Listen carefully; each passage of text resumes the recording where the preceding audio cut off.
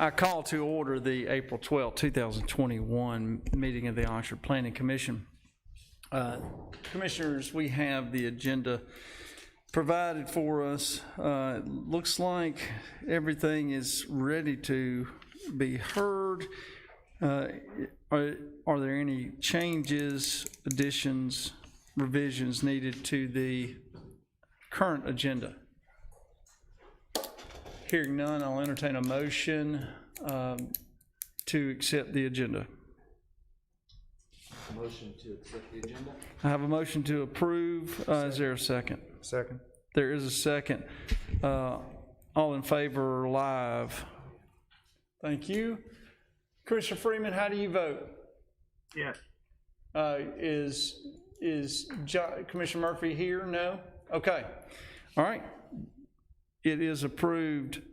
The minutes from the March 8, 2021 meeting, as well as the minutes from the March 24th, 2021 special meeting. Any changes or revisions needed from those minutes?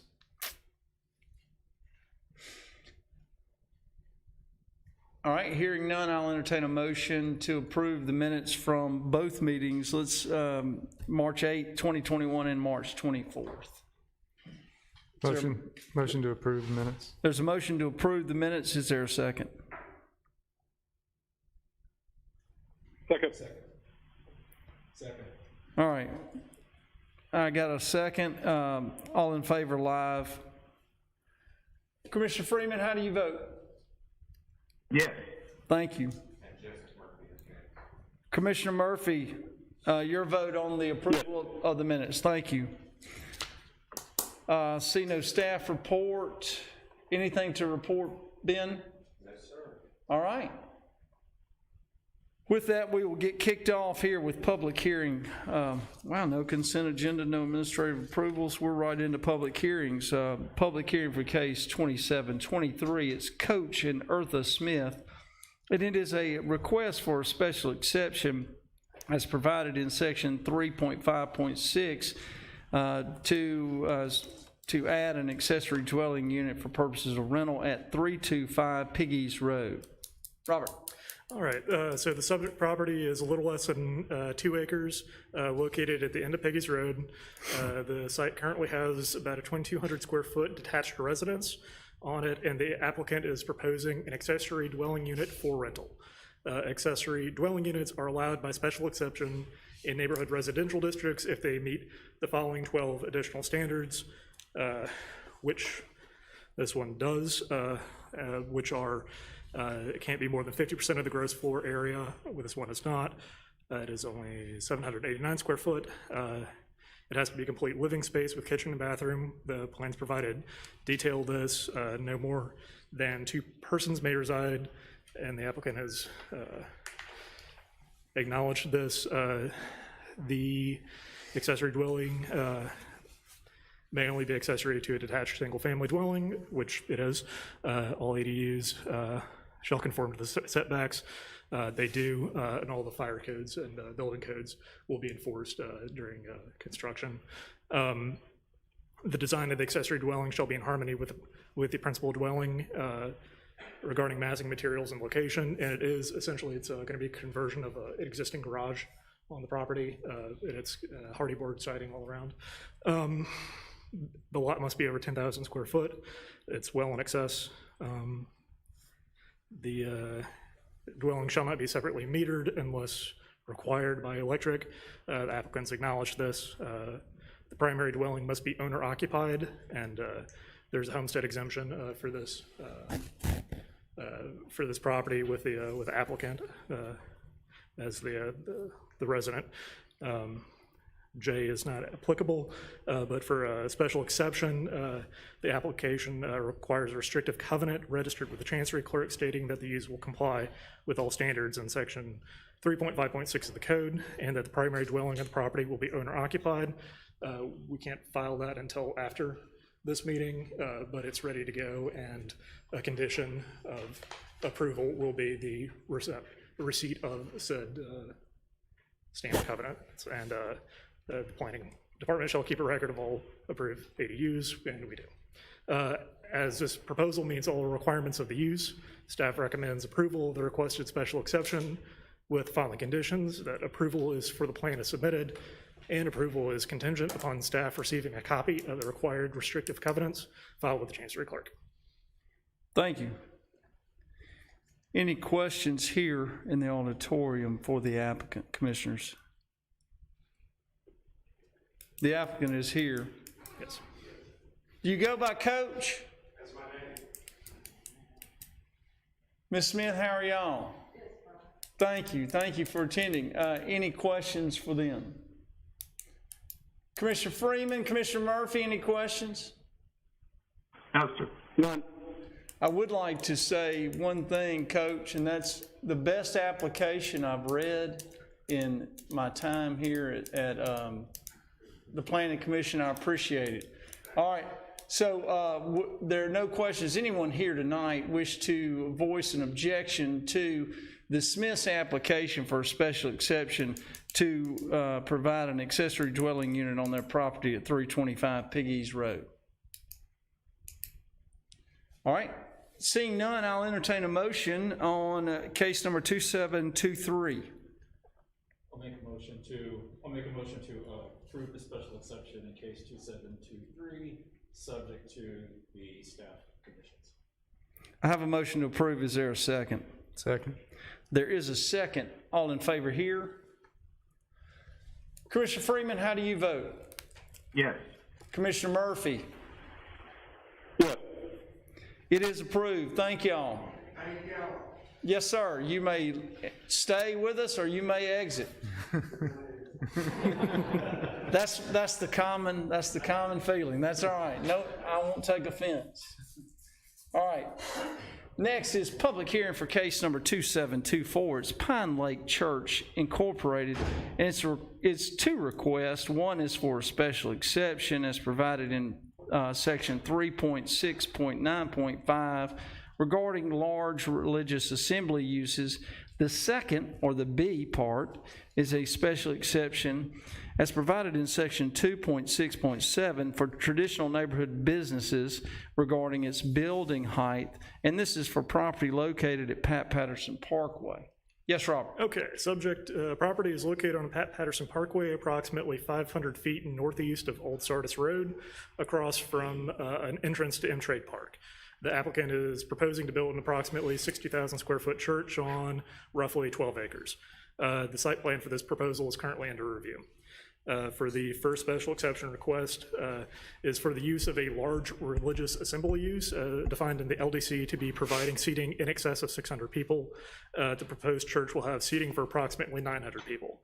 The LDC requires that these uses have direct access to a major thoroughfare, in this instance, Pat Patterson Parkway. As of now, engineering is not requiring a traffic impact study as the primary hours of usage are non-peak. Should the church begin to conduct services or other operations that generate large volumes of traffic during peak hours or large volumes consistently throughout the day, a traffic impact study and possible mitigation will be required. Additionally, the church will hire local officers to direct traffic at peak hours on Sundays. As the additional standards in the LDC are adequately addressed, staff recommends approval of the requested special exception. Thank you. Any questions from the commission here regarding, I guess, for the applicant or the applicant's representative? I have one about the traffic impact study. Being across from Trade Park, Sunday morning is, that's when the tournaments are, Sunday morning, so why is that not considered? Let Rihanna speak to that. Rihanna? I'm sorry, I couldn't hear what they were saying. The question or the question presented by Commissioner Riddell was, why would Sunday morning not be considered peak on this road when it is directly across from FNC Park, which is basically from now until the fall? Sunday will be a peak time for any kind of sporting tournament. That is a great question. The reasoning, looking at it is, even with the church and with M-Trade Park, even if their traffic is all right there at the same time, it's going to be a very limited pinpoint amount of time, and it's not still, when you look at the overall traffic volume on the roadway, it's still going to be such a small portion of traffic that's out there, it's not going to have any impact. And it's consistent with how we've evaluated churches across town in the last few years, just the fact that they are not out there in our peak, typically, 7 to 9 in the mornings and 4 to 6 in the afternoons. They're not out there competing in that traffic, and we have a large part of our population moving about. Any follow-up? Okay. Any additional questions? Paul, this is yours. Okay. Wait, sure. Commissioner Freeman, any questions? No, sir. Commissioner Murphy, any questions? No. All right. Hearing none, is there anyone here tonight which wishes to ask a question or has an objection to the special exception or the either special exception, one as to the purpose of the use and the second one as to the building height? Having none, I'll entertain a motion on case number 2724.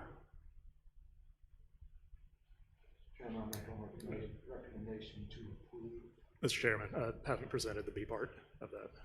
I'm sorry? I have not presented the B part of the TNB request. Okay, well, so I'm sorry, I got ahead of myself. Then, since I've already spoken, it's all in one case, Ben. Well, I mean, you could do two separate motions. Yeah, well, it's already out there, and I apologize for getting ahead of myself. I guess for case number 2724A, I assume that is a motion as to the purpose, correct, Robert? Yes. All right. As to the use of the building, I have a motion to approve the special exception as to the use. We'll call it 2724A. Is there a second? Second. There is a second. All in favor? Commissioner Freeman, how do you vote? Yes. Commissioner Murphy? Yes. Thank you. 2724A is approved. Robert, now on to B. Okay, second special exception request is for a single-story structure in a TNB district. The LDC requires that a second story consist of at least 51% of the building footprint as functional space. The submitted plans indicate that the ground floor will include several uses, including the main worship hall, adult study space, and preschool nursery space. All total, the ground floor will be approximately 45,500 square foot. The proposed second story indicates additional education space of about 14,000 square foot, which is 31% of the ground floor. The elevations included with the site plan indicate that the main worship hall will reach approximately 32 feet. If that volume of space, 4,500 square foot, is included in the second floor square footage calculations, then the proposed structure would have an effective second story 41% of the building footprint. Additionally, the applicant has provided second phase plans that would add a new second floor square footage and would bring the second story to 54% of the first floor footprint. Staff is supportive of the request because it generally achieves the purpose of the TNB district. The building has two-story massing from the front, and with the elevation gain from the street, it is only enhanced. This exception also may only be temporary if the church expands into its second phase. For the reasons stated above, staff recommends approval of the special exception request. All right. Any questions as to the B portion of 2724? Could we hear a little bit about the second phase? I'm just curious what the timeline is, or all that entails. It's also somewhat relevant to the next phase. So if we could hear about the second phase now, I'd appreciate that. And just to, please introduce yourself just for purposes of our minutes. Mitch Harding with HH Architects, representing Pine Lake Church. The second phase is not determined at this time, how many years out. It could be 5, it could be 10 years, but what it incorporates is building upon the adult space on the second floor. They've allowed for that to expand on the second floor, as well as above the administration space to expand in there. So it's not an expansion of square footage or of the building, so to speak. It's just going up another level in 2 spaces. So the footprint stays the same, but the Yes, square footage actually. footprint would stay the same. Thank you. Any additional questions? Commissioner Freeman, any questions from you? No, sir. Commissioner Murphy? No, sir. All right, hearing no questions, does anyone here in the audience tonight wish to file an objection or voice a concern or ask a question regarding the B portion of 2724, which is a special exception regarding the building height? Hearing none, I'll entertain a motion on the B portion of case 2724. Make a motion to approve 2724B. There is a motion to approve. Is there a second? Second. There is a second. All in favor? Commissioner Freeman, how do you vote? Yes. Commissioner Murphy? Yes. It is approved. Thank y'all.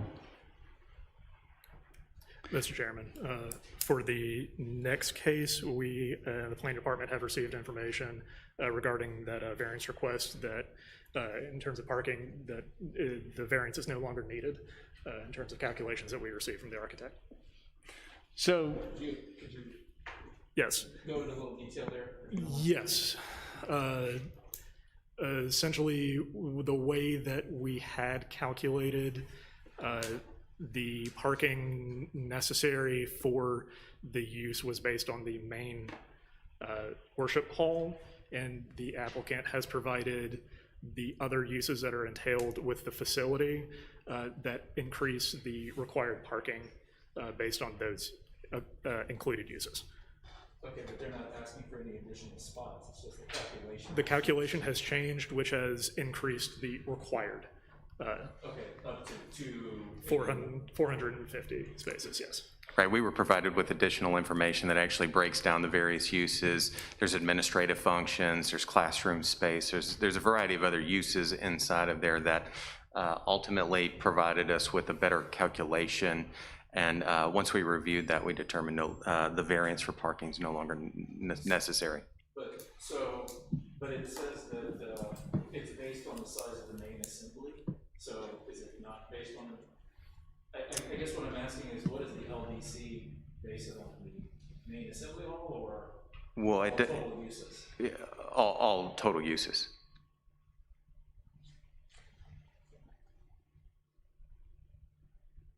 I think that might have been. It's just where it says variance for additional parking. I'm already on the next case. Yeah. So That's what we're talking about, B's. Right. Parking for religious assembly uses is set at 1 parking space for every 4 seats in the main assembly. So is that part incorrect? That's correct. Plus, we were provided with the other uses within the building and the complex, which include the administrative, the classroom spaces, and all of those things, which all have their own calculation. Once we received that information, we were able to actually determine what is required, and once we determined what was required versus what was provided, there's no longer a need for a variance.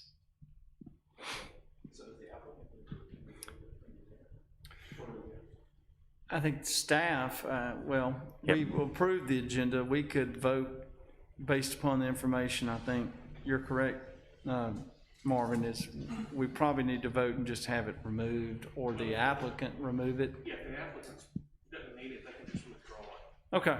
Yeah. So my understanding is it's been withdrawn. Is that the way we're categorizing it? The A portion is still. Just the B portion, okay. So we're still front, I understand we still have to have a front build to line special exception, okay. All right, so,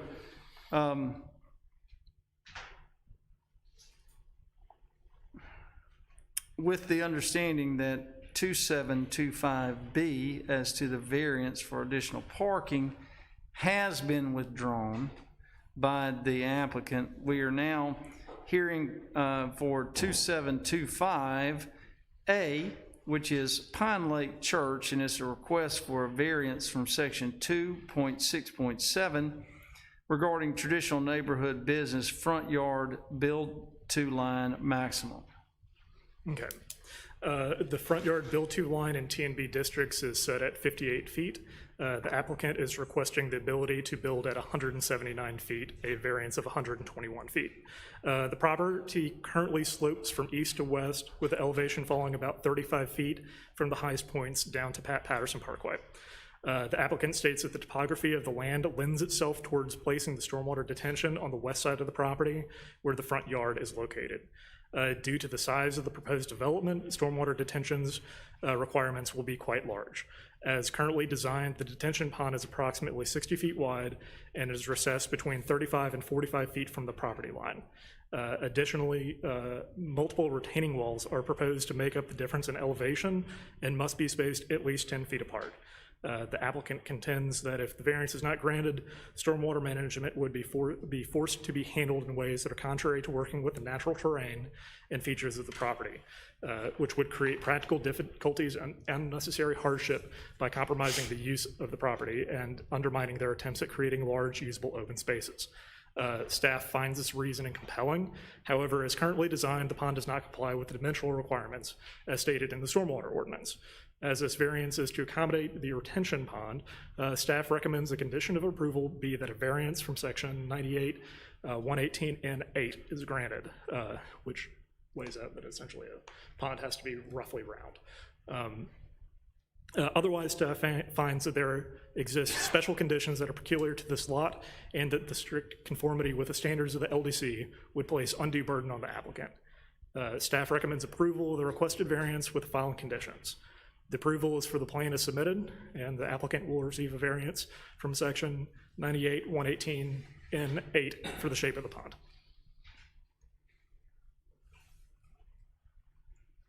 Any questions from the commission? Does the applicant need to request the variance to section 98, 118? I mean, is that what's actually? Yes. Okay. Yeah. I didn't know if we're telling them to request it and if they are requesting it, or if it's just a matter of it goes hand in hand with. They kind of go hand in hand, yes. Because this front setback is to accommodate the way that the stormwater retention is laid out. They need to have stormwater retention that meets the stormwater ordinance.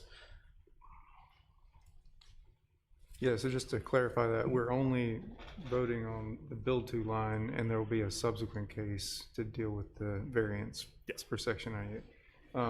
So I realize that that variance isn't the subject of this discussion, but Rihanna, could you just speak to the rationale for the aspect ratio requirement in the stormwater ordinance? Yes. When we modified our ordinance the last time, we put this in there because what we were starting to see were little very thin strips for detention ponds, and they were as thin as 10 feet wide. And so what we were seeing was you would have a pond, what would be called a pond, but like a little 10-foot wide strip that would then shape down, and they were forming kind of like a cone shape, and that was not maintainable. And we just didn't feel like that was something that was appropriate. We kind of researched in some other cities to look at what they had, and the ordinance that we have now is what came out of a result of that, was just to have a pond that it can be, we just didn't want these little long, thin strips stuck in places. We had, at one point, we had, I think, 3 or 4 site designs that were looking, and they were literally just building straight boxes or almost like a little straight vertical box. And we just didn't feel like we wanted those to be, all over town. So this one, because it's wider and because it's going to be a water feature, we felt like it's a little bit different, but it would still have to come for a variance. Thank you. Any additional questions regarding the variance request? Now, again, we're not talking about the pond. That's going to come up at a different time, but right now, the front build to line variance. Commissioner Freeman, any questions? No, sir. Commissioner Murphy? No. Anyone here tonight wish to have a question or wish to object to the variance request regarding the front build to line maximum by Pine Lake Church? All right, I'm not trying to belabor the point, but I've been running over my mind, Ben. On this variance regarding parking, it would seem to me that are the classes at a different time, or, I mean, it would, the way I understand Sunday school, my church, it's during church time, right? So you counted actual classes or classrooms. Did you say it's a different time or what? I think there are various times based on, I think, our understanding of when they would actually have classroom events, and I think it's becoming, as I understand it, even all week-long functions at the church. Okay, I'm just. It's a good question, and we did ask for those distinctions, because it's one thing if everybody's showing up for service and then you go to your own different parts, but I think now the churches are starting to incorporate more functions all day long and different types of functions. Sure. Although if it's all day long and all week long, does that bring us back to the point we already voted on in terms of peak travel time? Because now we're looking at 400 spaces instead of. I still don't think that you have that in addition to the main assembly, which would probably be a larger driver of parking within the facility. Does that make sense? I mean, I think, sure you have. It does. I just think of the traffic out there on Yeah. Monday, Tuesdays, and Thursday nights, and if you're adding Well, 400, I don't know. I just think of my experiences out there at M-Trade already, and then adding 400 more cars out there. well, and this is too late. I know we already voted on the other, but I was just kind of wondering, you know, it did mention in the other that we don't need a traffic impact study now, but if they started having classes during the week and whatever, which now it sounds like they are, that we would have a traffic impact study, but then what, it's 2 years down the road, who then is responsible for doing something about it? If the city then says, yes, we do need to change the traffic out there. And I assume I mean, the church is built and done at that point, and, you know, who's gonna say, well, it's the church's fault, not F&C's fault, or what, I mean, how does that work, I guess? So Rihanna's on the line, and she couldn't hear my response, but the initial question, Rihanna, was related to parking, and as we understand, you know, some of the different uses that that the church is proposing within the actual facility, you know, they're having classes that, you know, programming various times throughout the week, so it's not just on necessarily on a Sunday or a Wednesday service. I think it's becoming a little bit more regular, and so that's to Judy's question: is, you know, at what point do you know, at what point does the church move into a category of you know, needing a traffic impact study before it's too And late? I think this peak is different out there than when we were doing the church out by the schools. You know, we know what time those peaks are. That's, you know, Monday through Friday, morning, afternoon. And it seems like we've said, if you start having day school, if you start having kid drop off, you know, during these times, then that triggers something else. I can't remember now.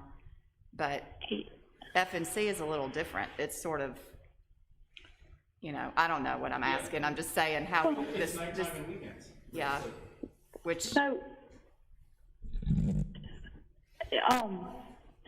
I think that's a great point. I have not heard anything about classes being at different times, and I'm very interested in the volumes and the hours, because when we've been talking about this slide as we've been going through, I was under the understanding that it was traditional hours, traditional church service hours, which are, you know, traditionally a few hours on Sunday morning. Could have Sunday evening church, but it's traditional that it's also a much smaller crowd, and you know, maybe a Wednesday night service or something like that, but again, those are typically much smaller crowds still. And traditionally at, you know, 7 o'clock or 6 o'clock at night. So I would need to see the information that Ben has regarding the different hours and the uses throughout the week. I don't know what volume or what they're talking about. I haven't heard anything about that, and so I would need to have that information. Judy, you're absolutely right that if we move through this and we don't require any improvements right now, and then in 2 years, traffic related to this church is an issue, at that point it's on the city of Oxford to have to make those improvements. So we do want to make sure that everything that is going to be needed is accounted for and planned for, and we do that typically when we look at the uses and the hours that they're going to be operating. So I think I'm probably going to have to get some more information. I'm going to have to get, you know, what Ben's got, what he's received, so that I can review that.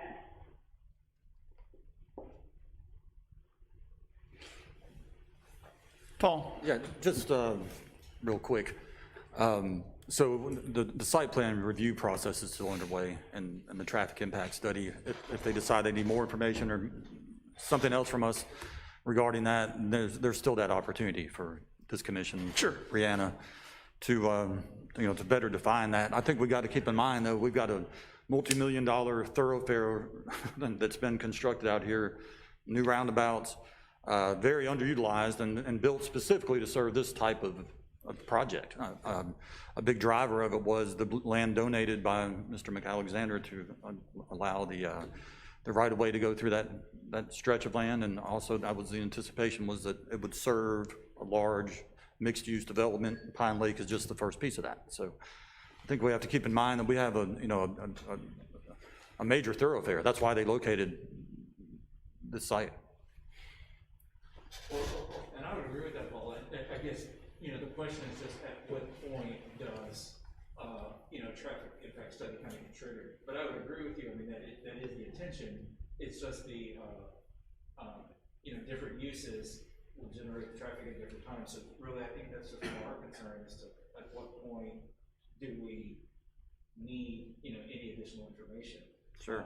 But I would agree with you in principle there, you know, as far as the purpose. And I don't think our, at least mine, the way I don't want to speak for anybody else, but I don't think my concern or even question about it was, Pat Patterson, I get it, you know, absolutely. It is great for it. It's the Old Sardis Road is the issue to me, getting out there. Of course, people come from different areas and they use different ways to get there, obviously. So it would be, that's my primary concern. And again, the classes may not need to. I'm just trying to make sure, like you said, when it comes down to site plan, we might need to look at it. We're just making it clear for ourselves. Yeah, fair enough. Sure. Yes, sir. Yes, sir. My name's Jody Schmeltzer. I'm the campus pastor for Pine Lake for our campus here in Oxford. And I might can give a little bit of clarity as to how much usage we have during the middle of the week. I would say 90% of our usage of the building will be on Sunday mornings. But we do have a college gathering that'll take place on Wednesday nights. It'll be a midweek gathering at our new campus in a new location.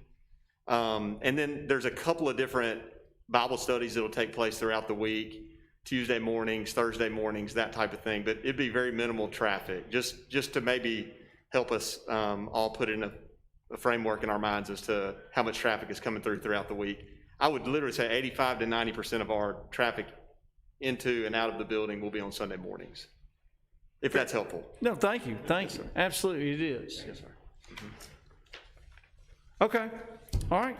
I just wanted to, I didn't mean to belabor the point, but it was just sort of I just wanted some clarification. So,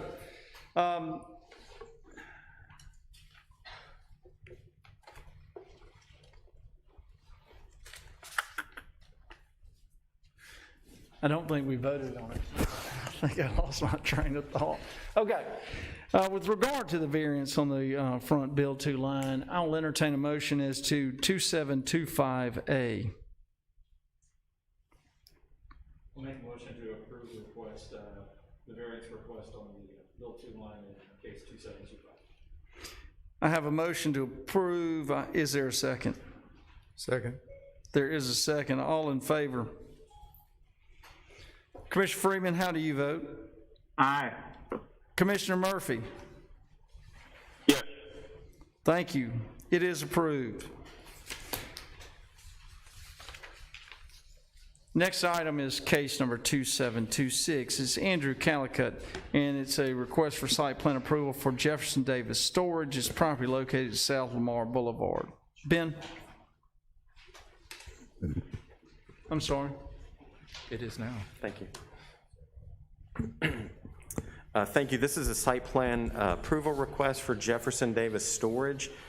Subject property is located on South Lamar Boulevard. It's near the Phillips Grocery Building. It's zoned traditional neighborhood business, measures approximately about 2¼ acres. And it's currently developed with 5 one-story self-storage buildings. And you might recall this development came before us in December of 2020 and received a special exception for the proposed use. The applicant is proposing a 3-story building that will have interior climate-controlled storage that also includes a sales office at the ground floor and another office with reception and conference areas on the 3rd floor, and it does include a basement. The use does require a special exception, which was granted. The code requires 4 parking spaces to be provided near the leasing office, and additionally, the office area on the 3rd floor does require 2 additional parking spaces, which have been provided.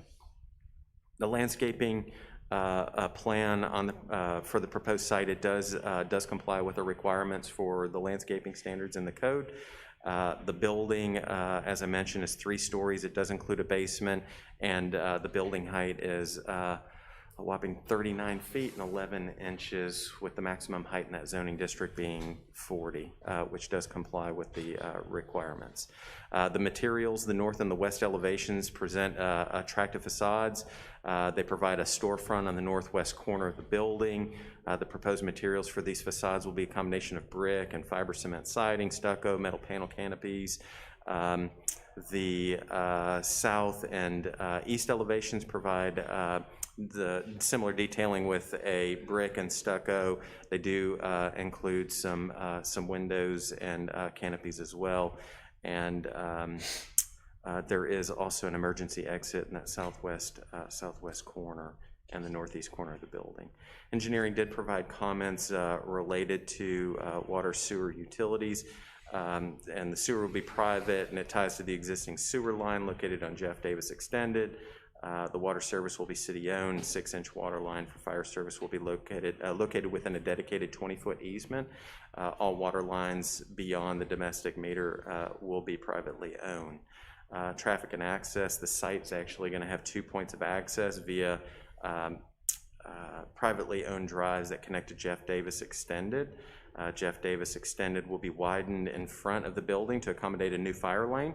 The area immediately north of the site plan on sheet 3.2, it does indicate additional access points in South Lamar and Jeff Davis, which are not associated with this site plan and have not been approved.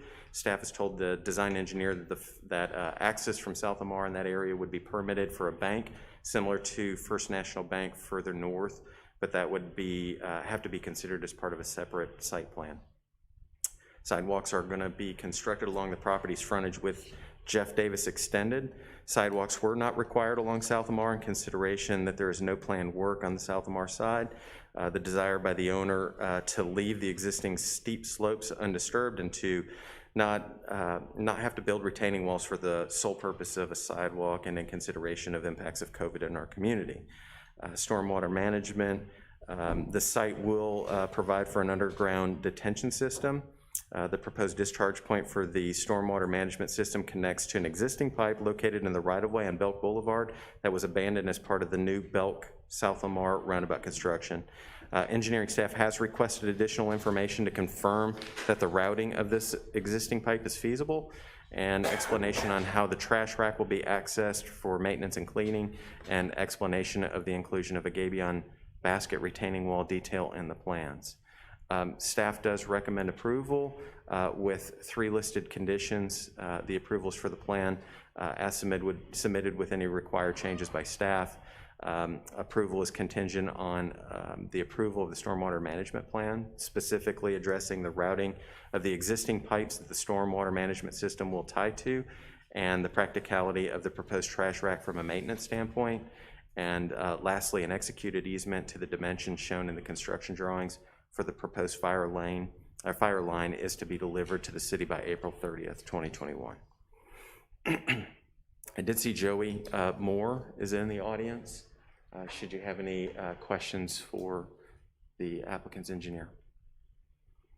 Thank you, Ben. Any questions from the commission for Joey?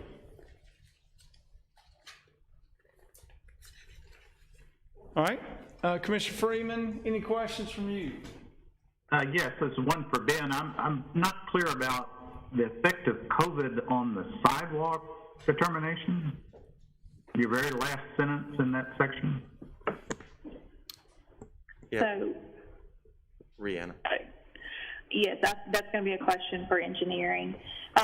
One of the things is we've been looking at the site plans. When we began discussions for this site plan, we were kind of in the height of our COVID and the uncertainty about what the impacts were going to be for development in our community, for property owners in our community, and looking at the sidewalk there, it was because of the retaining wall, the utilities that are going to be relocated, and a lot of those things, you were probably looking at $150,000 worth of work to complete that sidewalk in there. And right now, and especially back when we were looking at this and making these decisions, we felt like that was a large burden on a site that was not being touched on that side at all. And so that was it, just looking at how property owners and development were being impacted by COVID and what was going on in our community with businesses closing and things like that.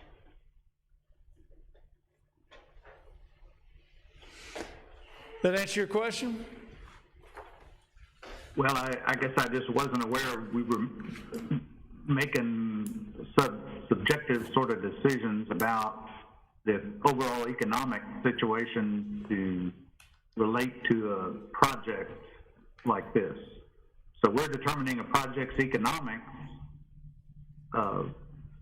based on the pandemic.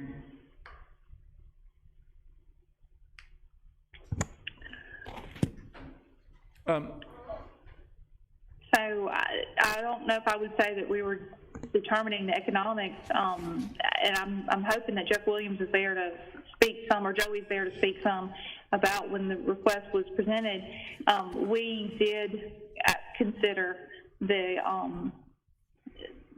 what we were looking at with COVID in our community and the development and how it has been impacted, and the fact that this is a site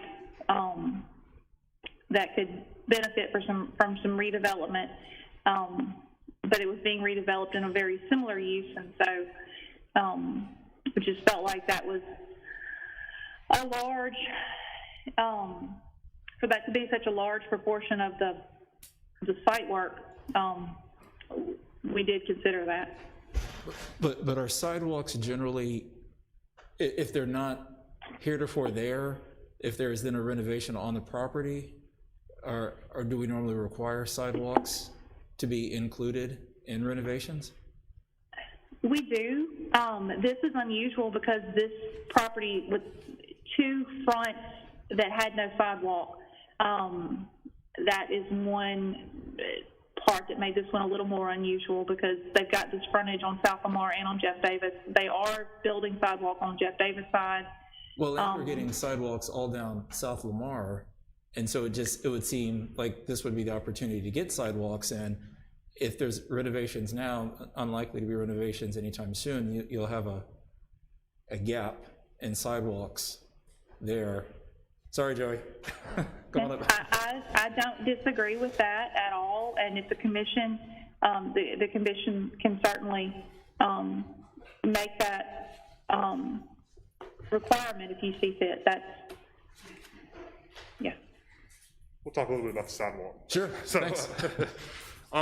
when this was brought into my office, the very first thing we did was call Rihanna and ask her, are you gonna make us put a sidewalk on this slope? The reason why we asked that question is, if y'all know where we're talking about, it's like a 2-to-1 slope, which is steeper than city code is now. When we started thinking about it, I said, well, how can we even put a sidewalk in there? You'd have to put a retaining wall in there, if you could. Put a retaining wall in there, it would be more than what the city would allow as far as height goes for a retaining wall in the front. The biggest issue is you've got major fiber lines and utility lines running right through there. So that became the real scary question was, if we put this in there, how much are they gonna charge us to move these lines? So she said $150,000. We were, with the utility companies, we were thinking $250,000 to $300,000 to put this strip of sidewalk in there. The last concern we had was, that hill's been there for a long time. Once we start digging into it, everybody was scared about the erosion and if that thing was gonna start coming down because it's steeper than what it needs to be.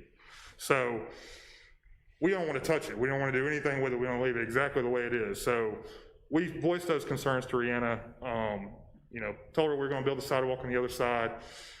The owner we actually proposed giving the city money to build sidewalk on the other side of the street. Rihanna said there was complications with that and that wasn't a go. So she let it go, to my surprise, really. But it's a huge undertaking to put a sidewalk on that stretch of South Lamar. Sure. And Rihanna, is the reason why we wouldn't do a sidewalk on the other side is just because that's not an easy place to cross the street, and then you've got all sorts of pedestrian traffic issues there? Yes, I'm trying. I'm I'm just trying Joey's to talking, picture I'm digging back through my emails, No, trying it's to fine. find out what was going on. Like you got the dentist office and you got Phillips Grocery right across the street, so it it's not was- really a good place to cross the street. I mean, I can, She thought Yeah. that the places across the street, I think, Rihanna, I won't speak for you, had already been developed. And, the dentist office is there. And she was like, well, then y'all are gonna build this one section across the street and then the city will have to pay to connect them because it's just gonna dead end. And so I think that's what killed it, if I remember right, Rihanna. That sounds right, as far as a safe place to cross over and how you would manage that and what we were gonna end up with in the end.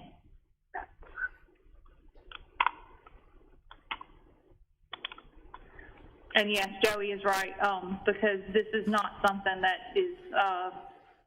has been decided lightly. It's not something that's happened. Y'all have actually heard the opposite from me many times, regarding sidewalk, and, because I do believe it's important for us to have our connectivity. I believe it's important to build our sidewalks, even when they go to nowhere. I do believe all of those things. We're just in a very different time, and so we have bent everywhere that we could possibly bend as we've been looking at developments in these site plans. Just trying to keep things moving in Oxford. And I think it's also important to know, and we talked about this, I think, several months ago, Rihanna, but the other storage units that are there, I think there's plans in the future to redevelop that as well. And so there's potential to create that connectivity with the sidewalk from Jeff Davis over to South Lamar.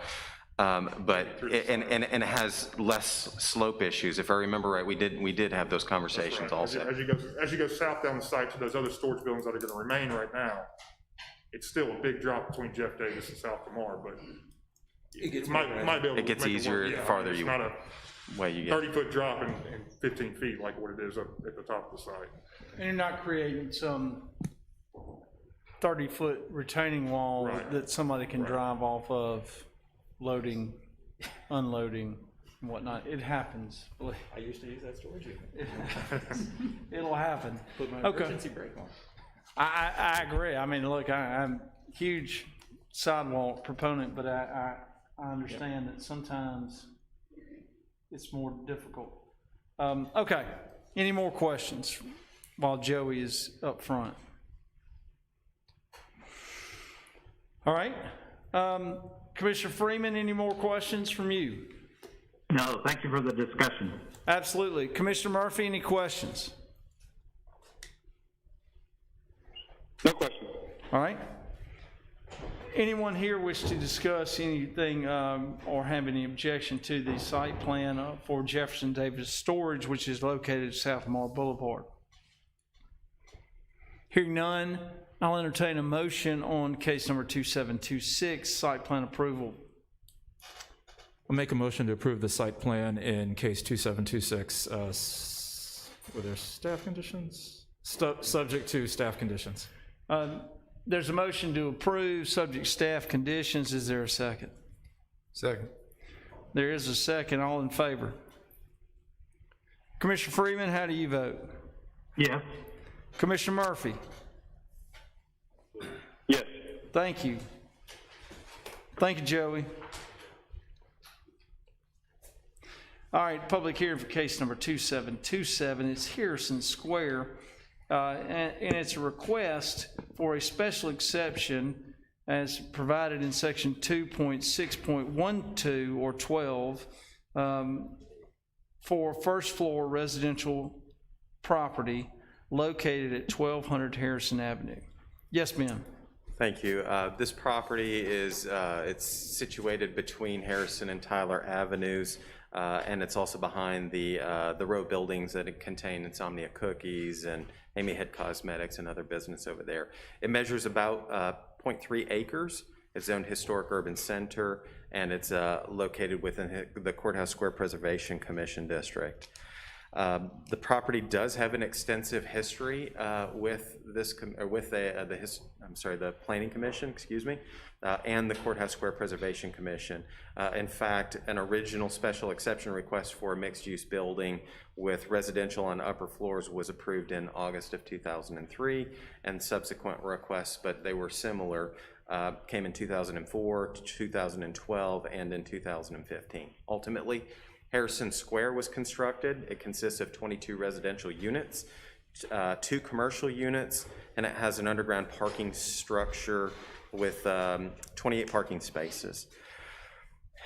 The applicant's requesting the ability to turn 2 commercial units on the ground floor, one that fronts out towards Harrison Avenue and then one that fronts out towards Tyler Avenue. He's requesting that those be allowed to be turned into residential units. He notes in the application, or Mr. Bryan, who's on behalf of Harrison Square, notes in the application that the commercial spaces, they've been marketed for nearly 5 years now. And through a variety of different efforts. They've used local real estate brokers and real estate agents.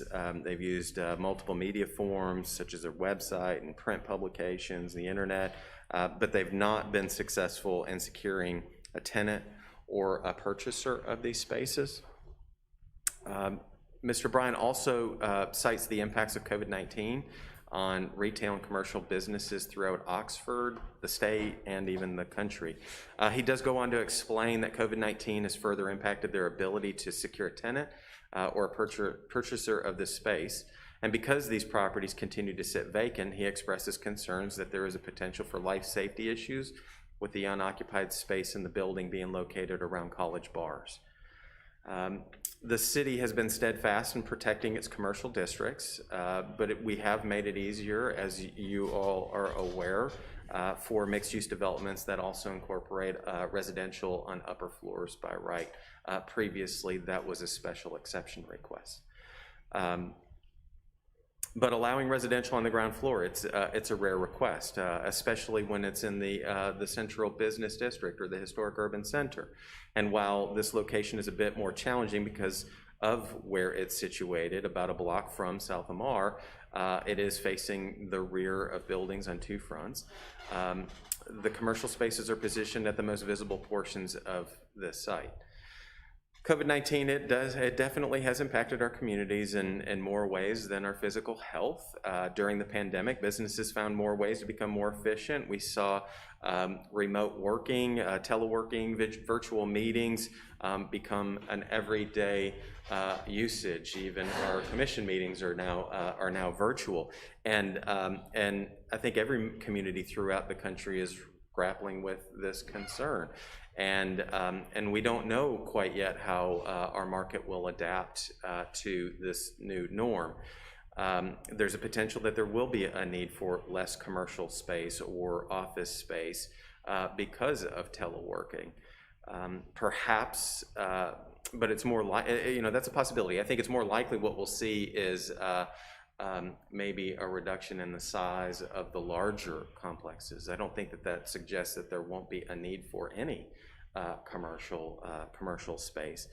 But nonetheless, the Harrison Square building totals approximately 33,000 square feet with 4 floors, and the entire Harrison Square mixed-use development and its predecessors dating back to actually 2003 was predicated on just that mixed use.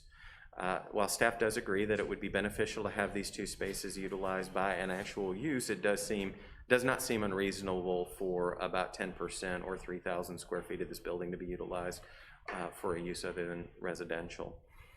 Should the commission consider granting the requested special exception? We just wanted you to know that we have evaluated the parking and that there is sufficient parking available for 2 new residential units. Should you choose to support that. Nonetheless, staff recommends denial of the requested special exception, but should the commission consider granting the special exception for the 2 ground floor residential units, we do request the 3 conditions of approval noted in the report. And I'm happy to answer any questions, and I do see that Mr. Bryan is here, and he'd be happy to enlighten you on all of their efforts and the reasoning for this request. Any questions for staff?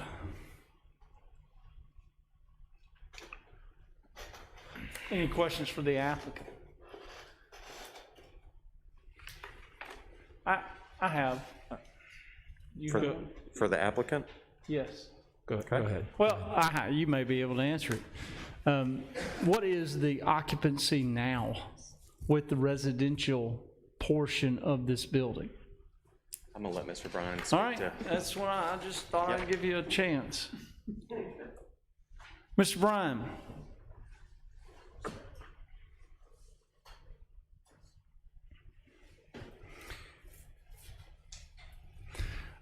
What is the residential occupancy at this time for that portion of Harrison Square? 20 of 22 units have been sold. 85%. Okay. And you can, as I am quick to say, if you don't know, please tell me you don't. If you were to convert these 2 residential units, would there be construction? I mean, I know the building and I've seen it. How would it be converted to residential? I mean, would you change anything? No changes or anything, correct? The footprint remains the same. We would space plan for residential use. Sure, you'd go in and build in what's there, but as far as outside and outdoors and entryways, no changes? No change. Okay. Any additional questions?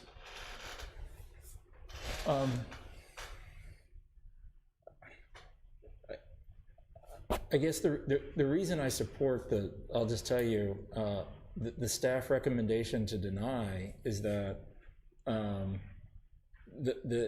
it seems like you had issues renting it out or leasing it out prior to COVID. I mean, so I recognize the pain that COVID has caused, but it seems like this issue predated COVID. And, so to me, it's,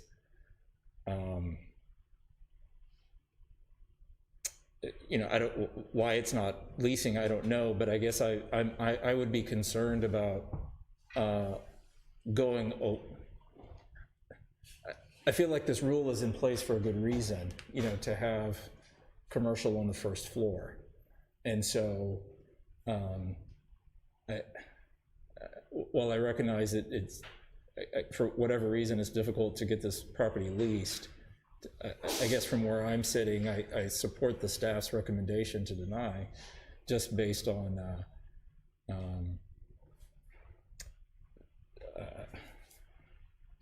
I'm losing my language here, but yeah, I guess I just support the staff recommendation to deny, because it just seems that that is not our, granting a special exception to this, to me, isn't something the city, I think, needs to do, because it could, I know we don't set precedents, but I just, especially here in the urban, in the historic urban district, I guess I'm just not interested in doing that.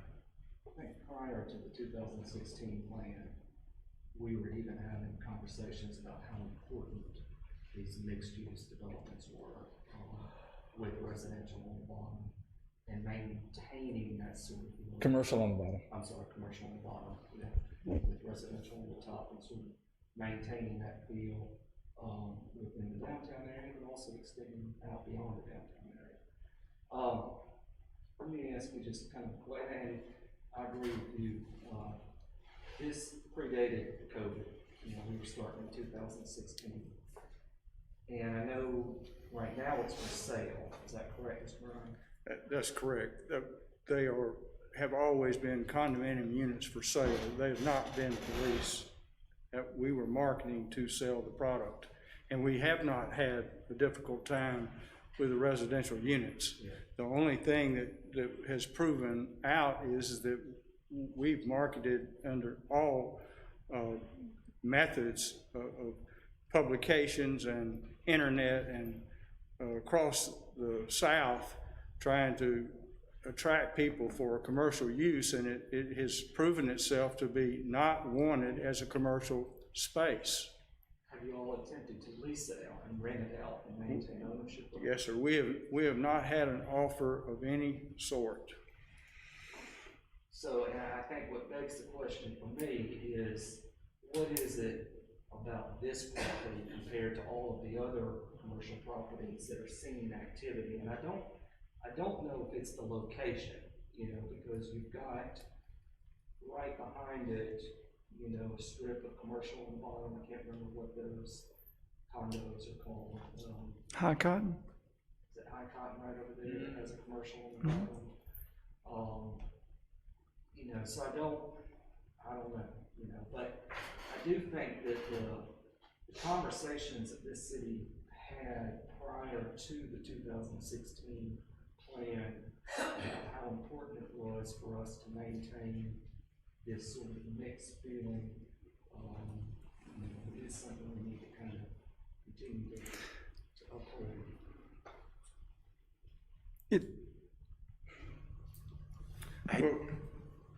Do you mind if I jump in just real quick, Duncan? Because it's a good question. Do you mind, Steve? Let me come up there real quick. Well, before you been, sorry, I lost my train of thought for a second. It's competing, as Commissioner Gray stated, the feel or what the city would like versus having consistent unoccupied places in there. I'm not stating how I'm voting one way or the other, but I think it's sort of commercial space, but at what point does commercial vacant space take away from it all? And I get it. I understand. My first thought when I read through this information was the place on Jackson, just across, the name escapes me, from the church there, right close to Burns Belfry. Uncommon? Uncommon Oxford, that's correct. I don't know how many commercial spaces are rented there. Probably, I would say, probably 50% or so. Okay. I would say it's more towards the, I guess, the west end of the building that seemed to be rented. I think there's a Fruita Bowl, a yoga studio, but I was just, that was the first thought. At some point in time, of course, it's a different area. It's not in an urban center, historic center. And so, I mean, what is, and I don't want to put you on the spot, Ben, to speak for the city at all. Has there ever been talk about the competing interest between an occupied space versus an unoccupied space? That's consistent. I mean, this has obviously been consistently unoccupied. it has.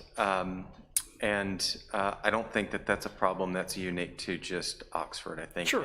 A lot of places, especially given the time, I think we have been having some conversations as we're starting to see more mixed-use buildings that have been constructed. We're observing it. We're seeing what the market, will certainly, bear. And is there a threshold or a percentage of a building, of a mixed-use building that should be dedicated to, what's the appropriate mix, right, for that mixed-use building?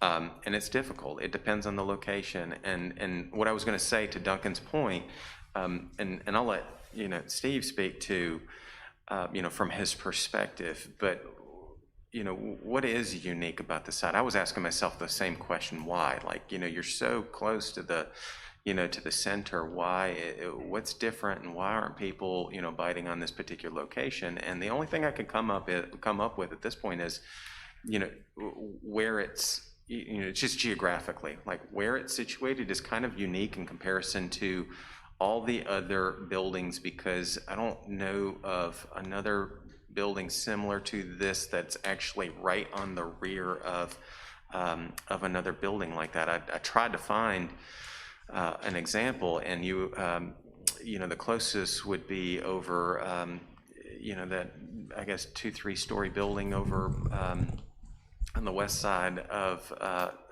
South Lamar, just south of the city grocery parking lot. I'm talking about the that building that's over there, and but that's different because you have a big parking lot that's in front of you and it's exposed, and you're not on the backside of these buildings. And I'm not making the case. I'm asking the same questions of.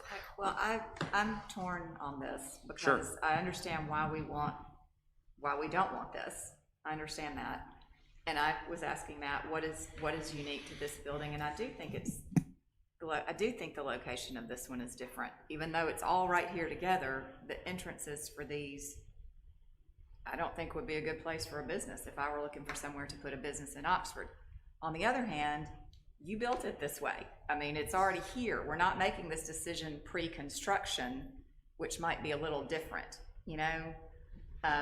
You were told these were the rules and you built the building. And the other thing we don't know, and this is none of our business, is how much have you asked for? I mean, are you taking into consideration, well, these are less desirable than some other places, so I need to go with the market? We don't know that, and that's not our business. But, so there are things we don't know. I don't know. I'm torn on it. I really am. That's what I was gonna say. I don't want empty buildings sitting around. Right. I want people to succeed, and I don't want empty buildings. And there probably is a threshold where they're just not going to be usable. Nobody wants them, so we have to look at that. You need availability for new starts and things like that. But it also provides an opportunity for somebody to be creative, whether co-work space or the different types. And I would we didn't look assume, maybe you can't, if you got to the right price, you would. I mean, I don't know what that price would be, and maybe it's not feasible for y'all to do, but We did strive to improve the area. It was a goal, and we feel like we have. I've been in the real estate development business for 44 years, and I have done everything along with the local firm of Mark Cleary to market this product. We've tried incentives, we tried lowering prices. We cannot find anyone to occupy the space. They do not want to buy or lease that space. That has proven itself over a 5-year period. Now we find ourselves with a building that we can't complete. It has vacant space. Recent improvements in the immediate neighborhood have enhanced the use of alcohol. I got people in my building that are afraid of that space being vacant. And it's not a good situation. We would like to occupy it, and the way we know we can occupy it is we can use it for residential use. Well, that's another thing I was going to bring up from the standpoint of residential use. And I'm not, again, I don't know what the guarantees are that even if you made it residential, whether it would remain vacant or be occupied. I don't know. I have no idea. Well, I'm sorry. I just don't. That's it. I mean, that's all I wanted to add. If current tenants are complaining about the growth down the road, you know, and they are residents and they're concerned, I guess, what does that say about converting it to residential for those who would be on the ground floor with that?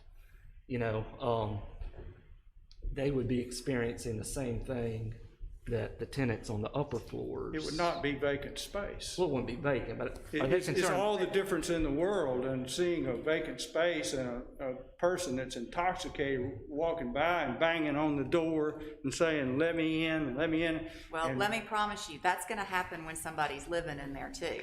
They sleep on my front porch. I mean, that's, you know, and that, I think is maybe what Duncan was getting at, is if you put residential right there, is it still not gonna move? Because people are gonna say, well, I don't want these kids coming and banging on my doors and windows. I have had people express interest in using those spaces residentially. Okay. Any additional comments, questions, either for the applicant or, hey, Commissioner Freeman, I'm sorry, we're not ignoring you, or Commissioner Murphy. Any questions? None for me. No questions. No. Okay. Any discussion or questions from the audience? Yes, sir. Mr. McCurdy. How y'all doing tonight? I'm all right. I wasn't going to say anything, but I've been back here taking notes. Steve, how you doing? Good. All right, so Steve didn't ask me to come here. I'm here because I have something on the agenda, but I'm going to speak in several capacities.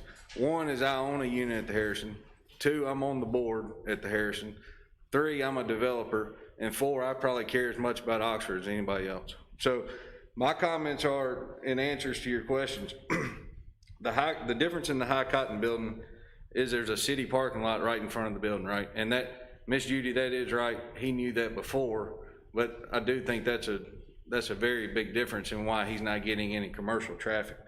And if you think that the commercial world hasn't changed in the last 18 months, if you remember 12 months ago, we weren't even having these meetings because we were all scared we were going to die of a virus. People just aren't doing the thing, and they're just not going out anymore. I mean, you have to consider that. Steve has done a very good job of marketing this property for the last 5 years. If you think about the tax dollars, I don't know how much he's paying in taxes now on a vacant building, but I can assure you if it's an occupied residential unit, two occupied units, it would be a lot more money for the city. Not only that, but also counting utility usage, power, water, sewer, and also the people that stay in those units. We rent ours out. The people that stay in them, they come and spend thousands of dollars on the weekends. And that's huge to all the other businesses in the city on the square that they live and die by that. I mean, that's why they're open. I mean, Thursday, Friday, and Saturday is when they make their living. I think Ben churched it up for Uncommon a little bit. He said 50% occupied. I just don't believe that's true. And if it is, 20 of the 50% is their own people, their leasing office or something like that. I mean, that's just, it's not a good, that model does not seem to be working. And I think that the people in City Hall are realizing that, and they're trying to work with these people, these developers to correct it. Wiley's Shoe Shop is vacant on the square. Smitty's or 208 is vacant on the square. Gus's Chicken is vacant on the square. Soul Shine is vacant on the square. And the Monroe Building has vacant office space. So I think that the empty buildings are there. There's plenty of opportunity for startup, I think somebody referenced, in Oxford, and I think the landlords are willing to help these people out to get people in their buildings because nobody wants an empty building. Steve is looking to invest. Again, I want to say this again. Steve did not ask me to speak, and I'm doing this on my own accord, and I hope that it doesn't fall on deaf ears. But Steve's willing to invest a few $100,000 more in our city to provide something that people would want to buy. And you question, would anybody want to buy it? Steve started down this journey in August, September, October, I think is the first time we talked about this. And I think I told Steve on the phone that day that I would buy one of the units from him if he were to get it approved. So I would say there's a demand for that because I'm one of the ones myself.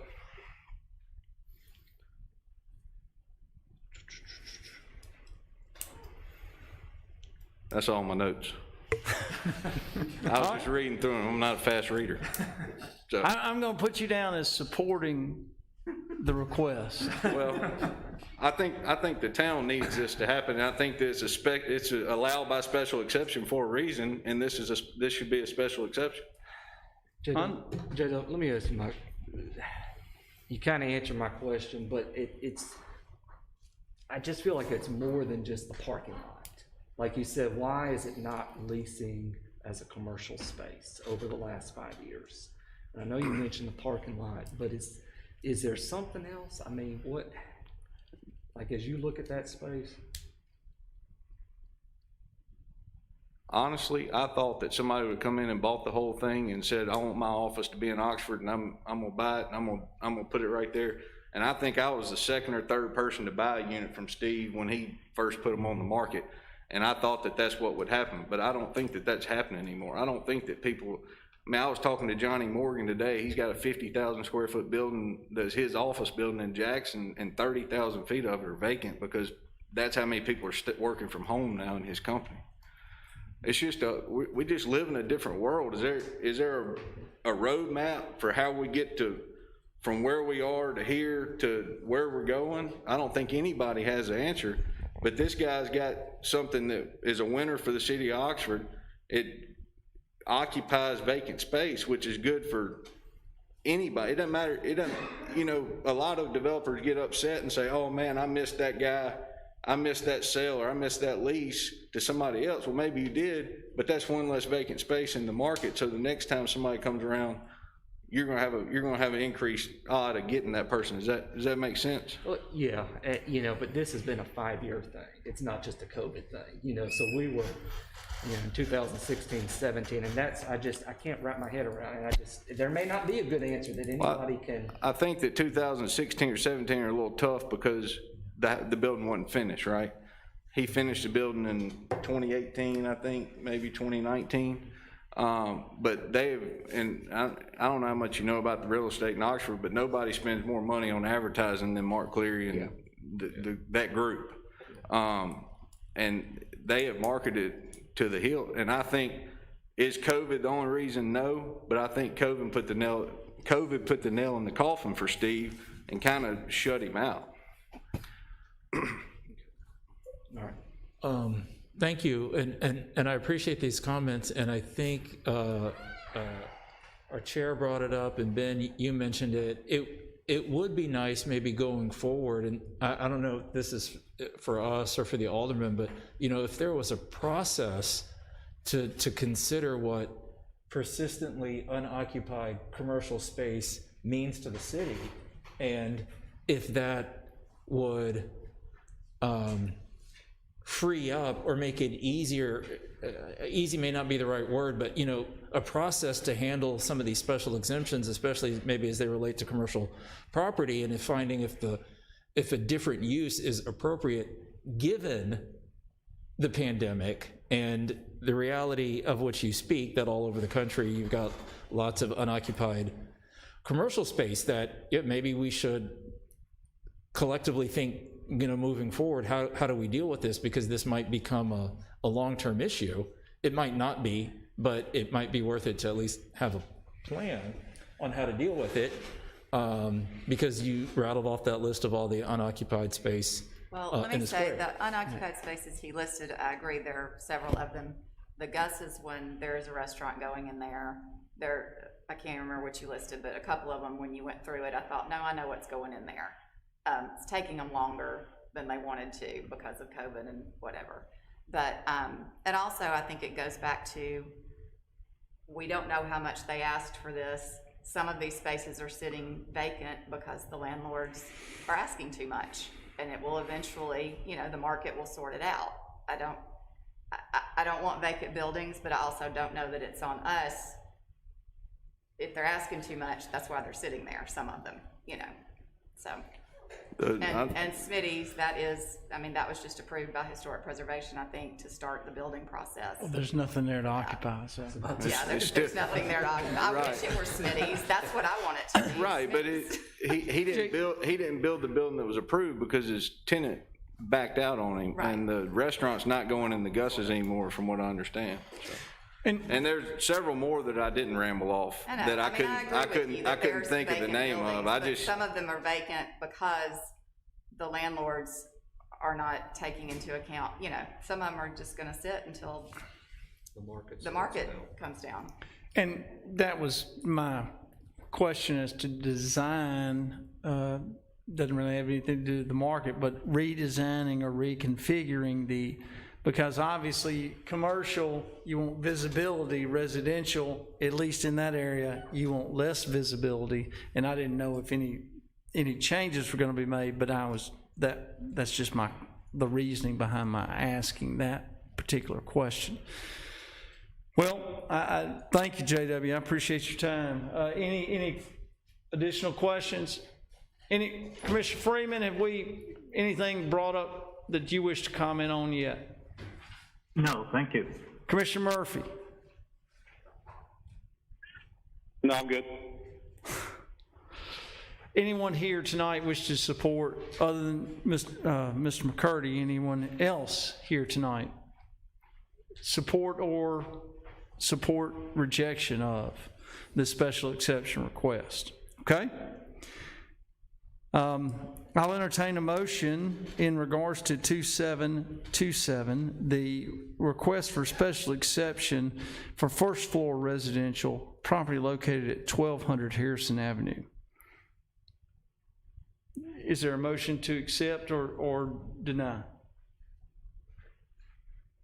This is Commissioner Freeman. I would make a motion to grant the special exception with the 3 conditions requested by staff.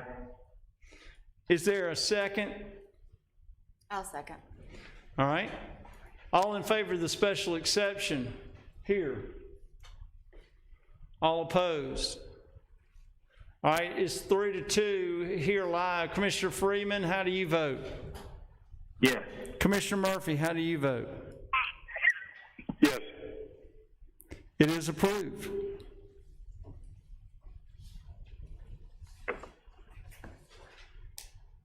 (2727) has been approved. It brings us to 2728. It's a SRM LLC, the Isom Place.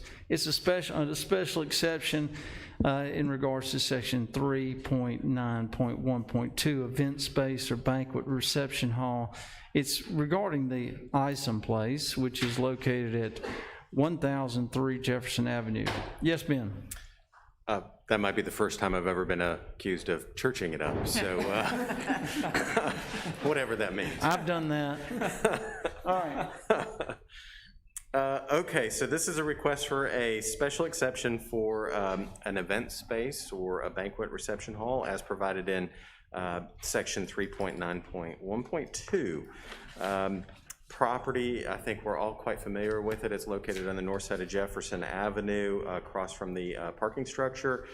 It's zoned historic urban center. It's in the North Lamar it's in the North Lamar Historic District. It measures about 0.65 acres. The Easement Place is located on this property, which recently was acquired by the applicant from the University Foundation, and currently Invitation Magazines LLC occupies the upstairs office space. The applicant is requesting this special exception to use the Easement Place as an event space for receptions, weddings, other similar celebrations. There are several additional standards for the particular use that deal with hours of operation and limitations of quantity of patrons when this use is proposed adjacent to the residential uses, and this use is also subject to the requirements of the City of Oxford Sound Ordinance that was recently approved. The applicant acknowledges all of these requirements, and they do intend to comply with them. And when this particular use is proposed inside the Historic Urban Center, it does require that a parking plan be provided, which has been provided by the applicant. And so they are able to provide 8 vehicles on this particular site that would typically be used by employees of Invitation Magazine during non-event days and hours. However, when the events are scheduled, then those spaces will be reserved for clients of the Easement Place.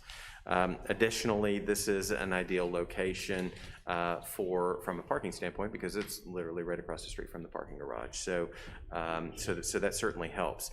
The parking plan standards for this use, they do require a contingency plan, and as you'll see in your packet, that has been provided. So for some reason the parking structure is not available, maybe it's a private function, it's double-decker weekend or something like that, then the applicant does note that arrangements have been made on a per event basis with the Baker building over on North Lamar. It's about 2.5 blocks away from this location. And similar to the Shaw House, the Easement Place has been on the market for quite some time. I think we've dealt with Courthouse Square Preservation, or the Historic Preservation Commission. We've dealt with several proposed uses. We've looked at a brewery at this location. So it's something that certainly has been, new uses have been proposed at this location for quite some time.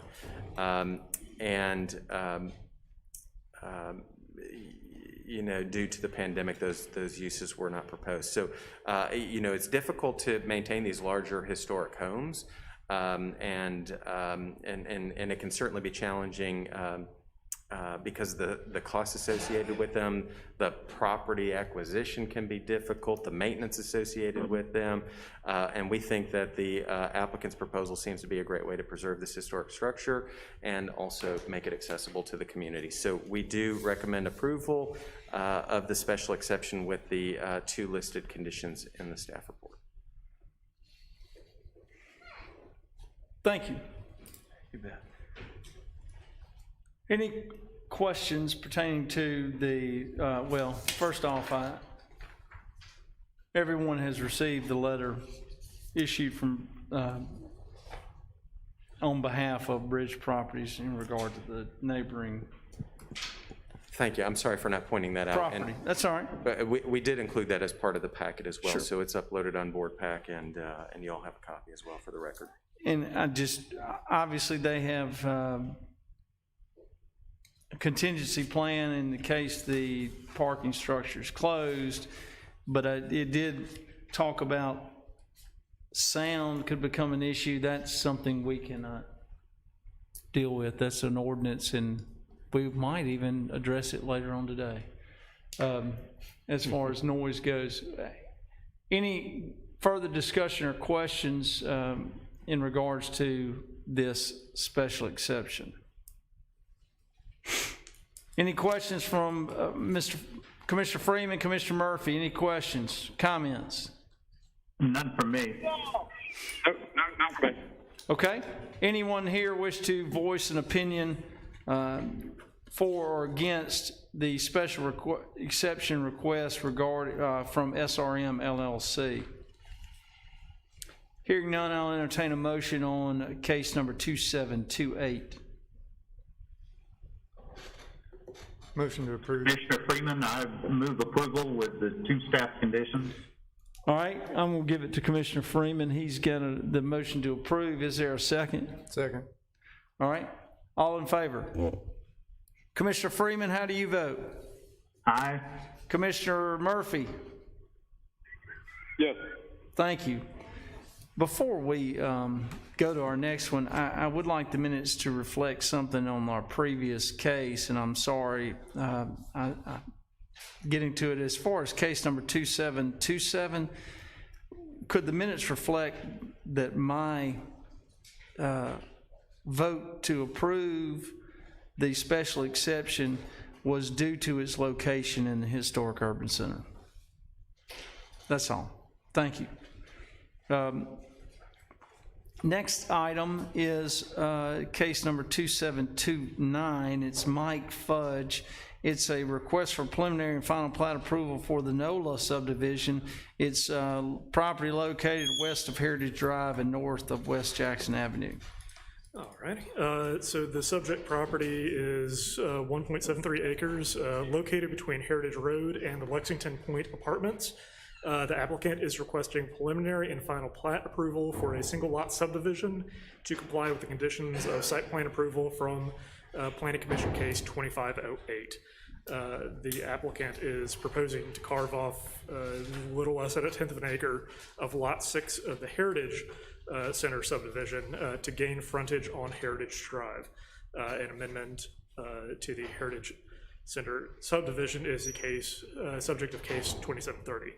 And the applicant has provided for a shared parking easement on the plat, as a portion of the Heritage Center Lot 6 parking will now be inside of NOLA. Engineering has provided comments with regard to access, water, sewer, and stormwater.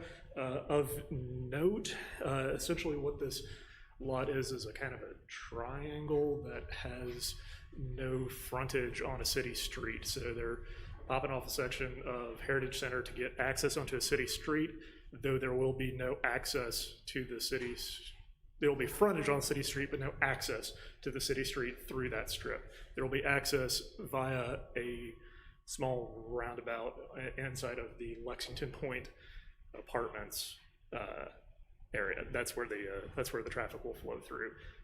Engineering wanted to make very clear that the city does not maintain that little stub over right there.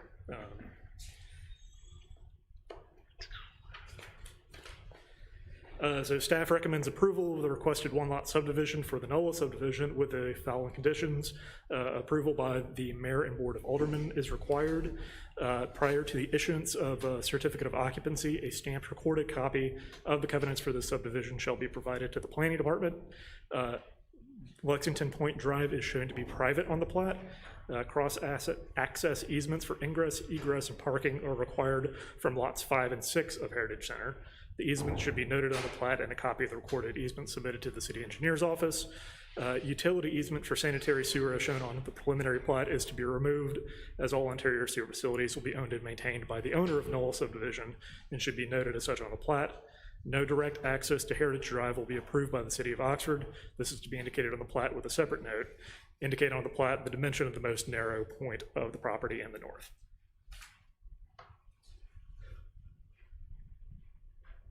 Thank you, Ron.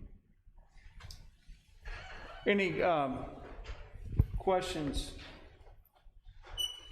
Yeah. For the applicant? Well, not for the applicant. Oh, well, any questions for planning department? I apologize. Hey, Rihanna, you there? Yes, yes. What is the current level of service on Heritage Drive, and how is this going to impact it? I'm going to say, without a traffic study, that it's probably a level of service B for most of the time. The intersection of Jackson and Heritage gets a little tough in some of the peak hours, a few times during the day. But overall, the roadway's got a really nice level of service, a high level of service. I don't see this development having any negative impact on Heritage, and we actually preferred and requested that the primary access for the NOLA be through Heritage because we feel like that's better overall than having primary access through Jackson Avenue. Okay, well, all right, so B, right now, and I use Heritage quite a bit, coming from where I live, and I'm pretty regularly, not just peak hours, sitting through 2 traffic lights to turn left right there, so So that may be a timing issue, or let us look at that a little bit, because I've not heard that recently. So let me look at that and see about that part. I do second still that. believe NOLA would be better still through the Heritage than. Well, and between that and the conversations about Starbucks backing up into the middle of Jackson Avenue, I have some concerns about where we're going right now with the traffic on Jackson Avenue, that we need to figure out some solutions pretty quickly. Can I add to that I picked up Firehouse Subs today, and that parking lot is a street. That they're just constant cars, they use it as a street because they can't turn left onto Jackson. Yep, it's bad and becoming worse by the day. Jeff, solve our problems. See what you started, Jeff? Solve our problems, Jeff, here we are. Solve those problems, but I do, Jeff Williams Engineering, I represent the owner. I would like to point out that this is a clarification process that started some 2 years ago. This site plan was approved. So, these questions, I feel like maybe should have been asked then. I had no part in that. I'm just trying to get the man of subdivision to meet the city. No, I got you. And now I will say also that, Jeff, 2 years ago, Starbucks wasn't backing up into the street, and I wasn't waiting 2 cycles at the Heritage. We got full access to the roundabout going the other way also. So we got 2 ways out of there.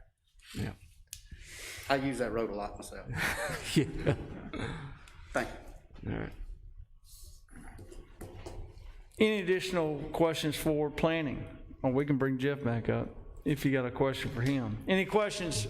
Commissioner Freeman, Commissioner Murphy? None for me. None for Freeman. Okay.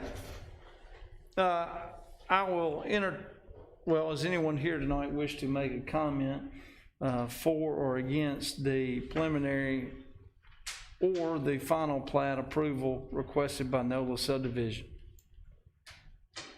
Hearing none, I'll entertain a motion on 2729. I'll make a motion to approve the preliminary and final plat in case 2729, subject to staff conditions. There's a motion to approve subject to staff conditions. Is there a second? I'll second. There is a second. All in favor? Commissioner Freeman, how do you vote? Yes. Commissioner Murphy, how do you vote? Yes. Thank you. It is approved. All right. Brings us now to case number 2730. It's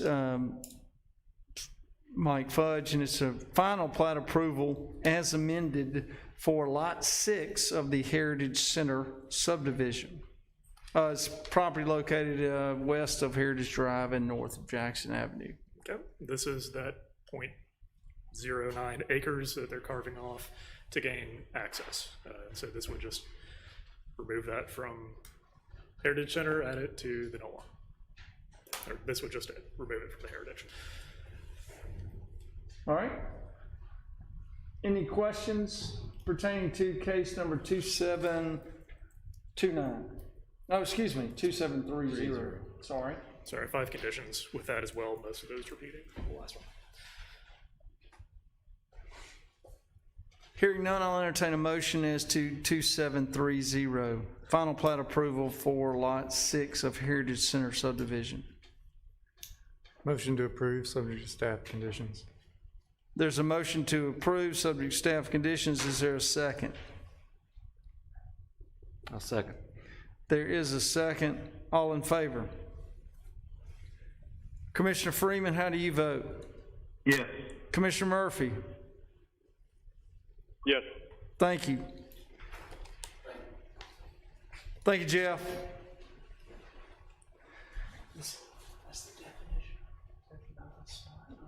Safe. Yeah. I mean, jeez. Yeah. All right, this brings us down to case number 2731. It's Mississippi Federal Credit Union, and it's a request for variance from 3.11.1.5. Accessory uses or structures, property located at 2301 South Lamar Boulevard. Gray, welcome. Yes, sir. Thank you. Subject property is located at the corner of South Lamar Boulevard and Belk Boulevard and was referred to as the University of Mississippi South Oxford Center. Property measures approximately 15 acres. Mississippi Federal Credit Union branch located inside the South Oxford Center is planning for an ATM kiosk and drive-through lane along the South Lamar Boulevard side of this property. This case file has sort of evolved over the weekend with some additional information, so I'll get into that, and it's in your packets as well. But section 3.11.1 of the Land Development Code, referring to accessory uses or structures, states that accessory structures must be located 5 feet from any other structure or property line and must be located within a rear yard. The structure will be located approximately 17 feet from the property line, and the back of curb of the drive-through proposed will be 4 feet 2 inches at its closest point from the western property line along bordering South Lamar Boulevard. The proposed kiosk will largely be screened by tree plantings proposed on the east and west sides of the drive-through lane. The applicant's hardship is that their lot has 2 fronts at the corner of South Lamar and Belk. The applicant states that due to the development changes that are planned for the site, along with utility locations, there are no appropriate locations for an ATM structure in the side yards. Staff has discussed several concerns with the applicant's architect related to the location, proposed canopy structure height, signage, and landscaping. The canopy height and based on the elevation provided, I've included the old elevation, which includes a vertical element above the roof of the canopy, a very tall 19-foot structure. That canopy addition and signage has been removed as of this since late Friday afternoon. So that concern has been addressed, and also the landscaping plan, a landscape architect was brought in to include additional tree plantings, evergreen trees as well, and shrubs. So that has also improved greatly. The main concern and the major concern from staff is related to the location of the structure. Staff is not supportive of the ATM location in the front yard close to South Lamar Boulevard. And does not feel that this proposal contributes to any streetscape or urban form along this growing corridor of South Lamar. After site visits to all other banks in town, nearly every drive-through ATM structure is located in the side yard and or directly adjacent to existing bank buildings or credit unions. The only exception staff found was Regions Bank at the corner of West Jackson Avenue and Heritage, an infill project that worked with constraints from an abandoned Applebee's and an existing TVA easement that prohibited structures from being constructed in it. This request is the first one staff has received for a freestanding ATM structure. Staff believes other locations on the large South Oxford site should be considered in greater detail.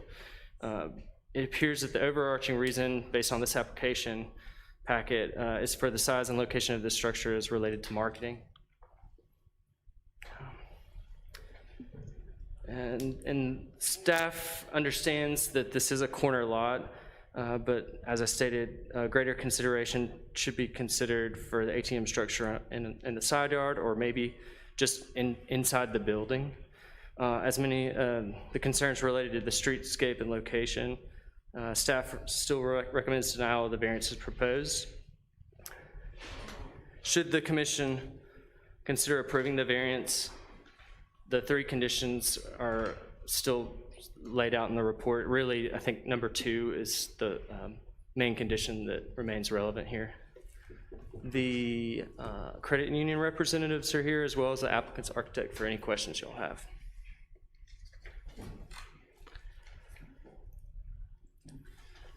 Is the, and this is for planning first, is the, hold on, let me find it, give me a second.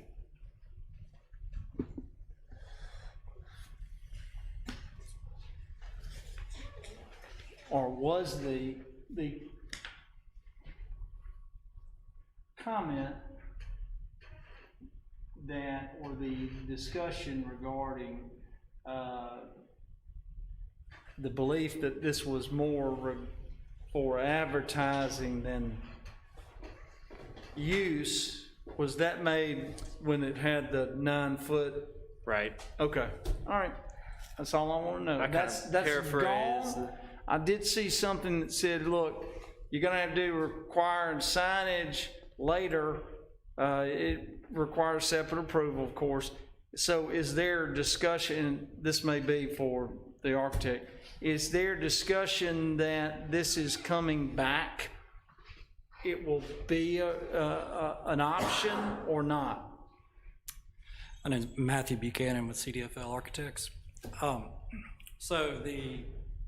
No, there's not a discussion this would come back. The credit union just wants to work with anybody. Originally, they were looking to take advantage of the proposed location of the ATM, but that wasn't the sole. That's not the sole reason for the location of the ATM. They were looking to take advantage of it with that mass, but because they want to work with the city and within all that stuff, they said it's no problem, we'll take it down. So they just cut the top of it off just to have the smaller, the smaller canopy, smaller covering. I do want to say that as Gray summarized, but I will say that the actual location of this ATM was not by the credit union's choice. Originally, the credit union wanted it closer to the building, but the university said due to the out transit system and the bus path, that it would not work for them. The credit union also, by locating the ATM inside the building's not open all the time. It's only open regular business hours. So that severely limits the traffic and the reason why you would have an ATM, right, for banking after hours. So that's another item there. So we looked at from I think Ben had recommended at one point in time that little parking lot that's between the garage and the hospital building. And when we approached the university planning department, they said that they're going to be removing that parking lot and using it for something else. So that wasn't a location for us.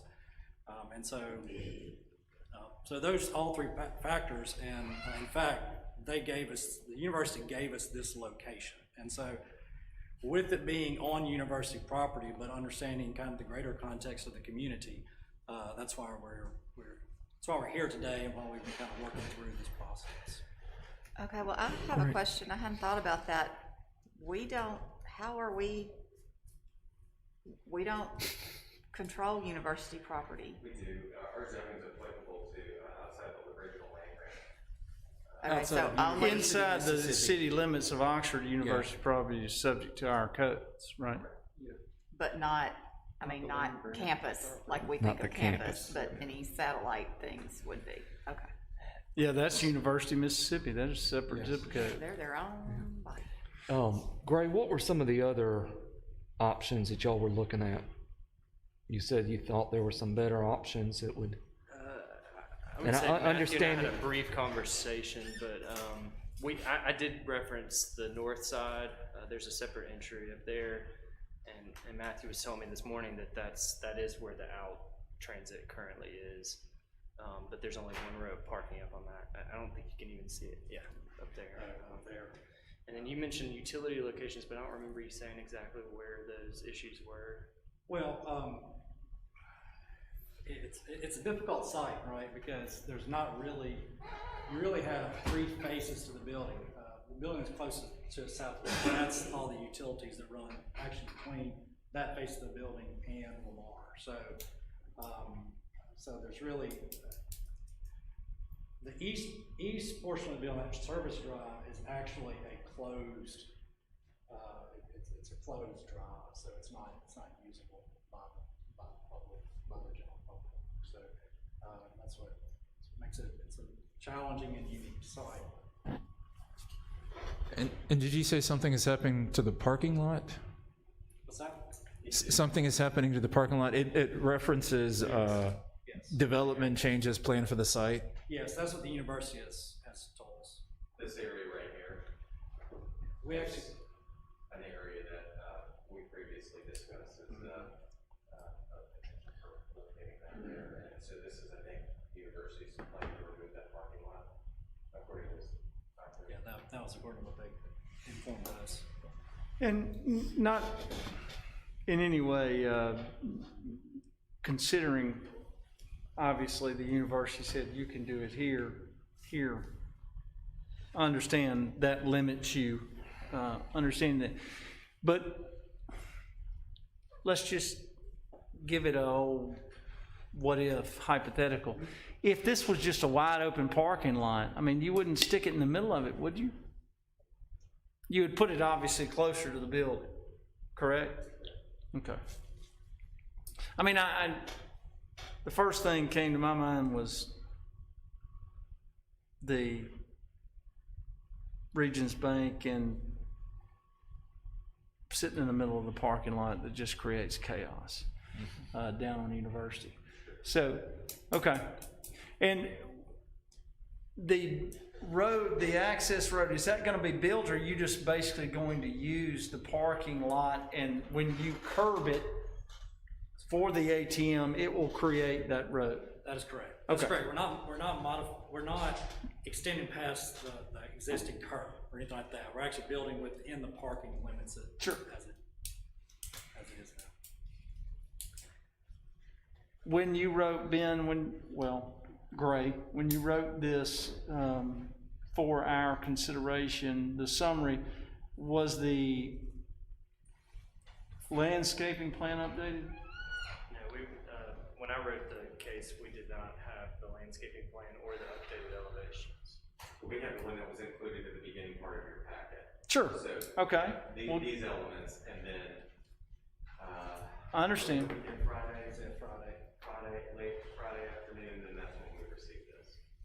There was a landscape plan with some trees, but nothing was identified. I had a conversation with him about we didn't have species, there were trees shown on the right of way, not on their property. So this was a much more complete submission. Okay. Go ahead. Quick, I'm assuming this is a full-service ATM banking.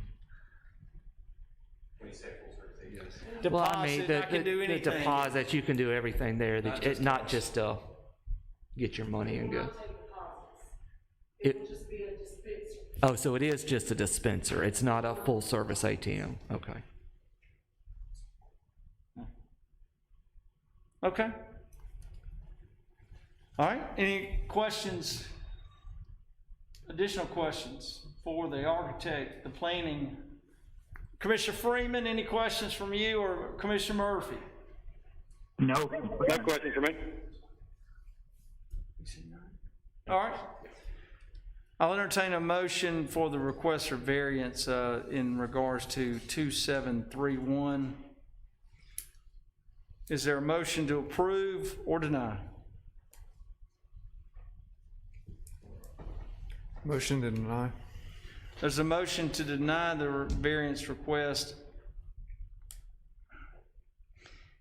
Is there a second? A second. There is a second. All in favor of the motion to deny? All right, Commissioner Freeman, how do you vote? Yes. Commissioner Murphy, how do you vote? Yes. All right, I'll be the nay vote.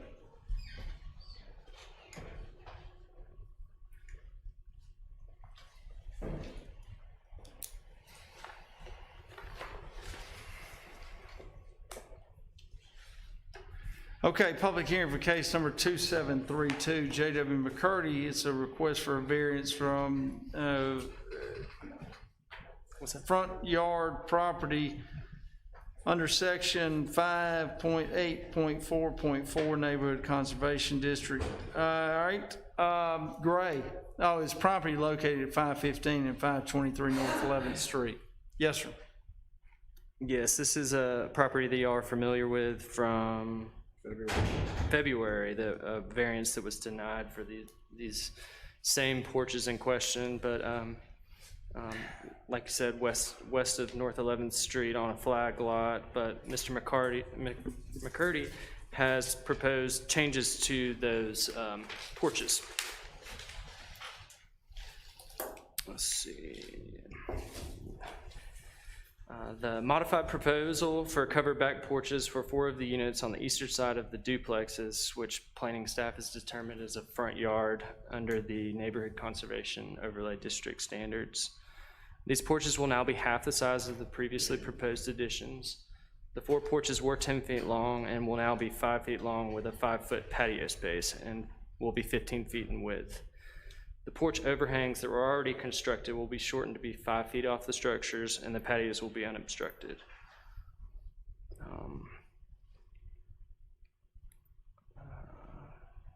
These properties have been inhabited since the early 70s without any porches or functioning outdoor space. As stated previously in February, the duplex property is an outlier in relation to other lots on the street, with the rear of the structures facing the determined front yard along the eastern property line. The porches are in line with, we went out there and took some additional pictures on site there included in the packet, kind of showing that there's really no streetscape or relation to other properties as far as determining the front yard build to. The porches are in line with the backyard garden of the property to the north, and the front yard build to line of a multi-unit development to the south is perpendicular to these porches. With no consistent streetscape or pattern for this unique property, staff has determined that the porches are appropriate in this instance. The neighbor directly east of the proposal, Mr. Steve McDavid, who was previously not in favor of the proposal, is now supporting the porch modifications and has met with Mr. McCurdy, and a letter of support is included in your packet. Staff recommends approval of the variance with the 2 conditions stated in your report. One is that the dimensions are for the porches as proposed, and there's also a recommendation that the porches and patios be heard by the Historic Preservation Commission with the updated drawings. Thank you, Greg. Any questions? No questions. Thank you. All right. Anyone here wish to voice an objection or have any questions pertaining to the variance sought?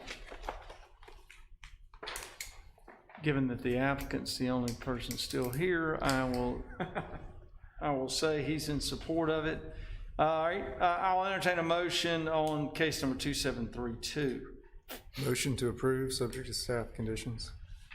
There's the motion to approve, subject to staff conditions. Is there a second? Second. There is a second. All in favor? All opposed? Commissioner Freeman? Aye. Commissioner Murphy? Yes. It is approved. Thank you all. Thank you. All right, 2733 Evergreens 314 LLC is a request for variance pertaining to the Stormwater Management Ordinance, otherwise known as Section 98-118, for Evergreens Phase 2, property located at Dillon Avenue. Yes, sir, and this case is directly linked with the following case for the plat amendment for Evergreens. So I will, the context for this this request is this property was annexed into the city of Oxford in 2018. It went before the Planning Commission for a final plat approval to create a 2-lot subdivision, which was approved in November 2018. A site plan for Burns First United Methodist Church was approved and constructed on Lot 3. In June 2020, the applicant received an amendment to the subdivision to include common space that incorporates the detention pond and to indicate the access drive in the location that it was constructed. In August 2020, the Mayor and Board of Aldermen approved a revocation of the plat amendment from June. This current amendment proposes vacating Lot 4, revising Lot 3, which includes Burns First United Methodist, and to define the location, ownership, and maintenance of the stormwater detention.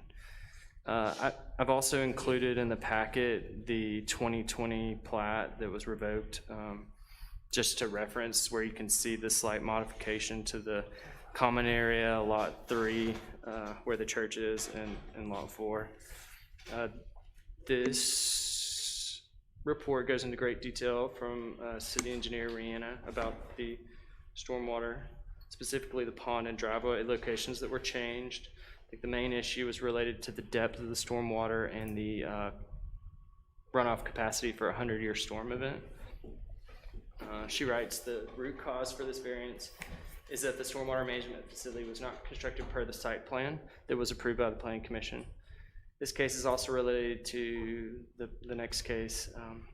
A substantial portion of the unapproved stormwater management facility has been constructed prior to staff becoming aware of the deviation from the site plan and plat. Staff has been working with the design engineer to resolve issues that have arisen from this deviation for the site plan. So engineering, working with the applicant engineer, they've come to an agreement on the stormwater for the site. Staff supports the request for the variance due to the unique circumstances of the site, the impact of COVID on this development, and the confidence that there will be no negative impact to the city infrastructure as a result of any approvals granted. There's no conditions on this report.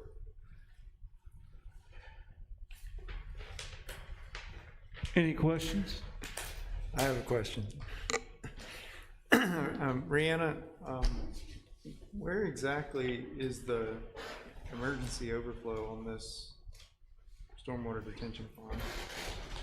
It is adjacent to Dillon Avenue, and I'm guessing that Paul is there and he can show you on the construction plans or on the plat better in person.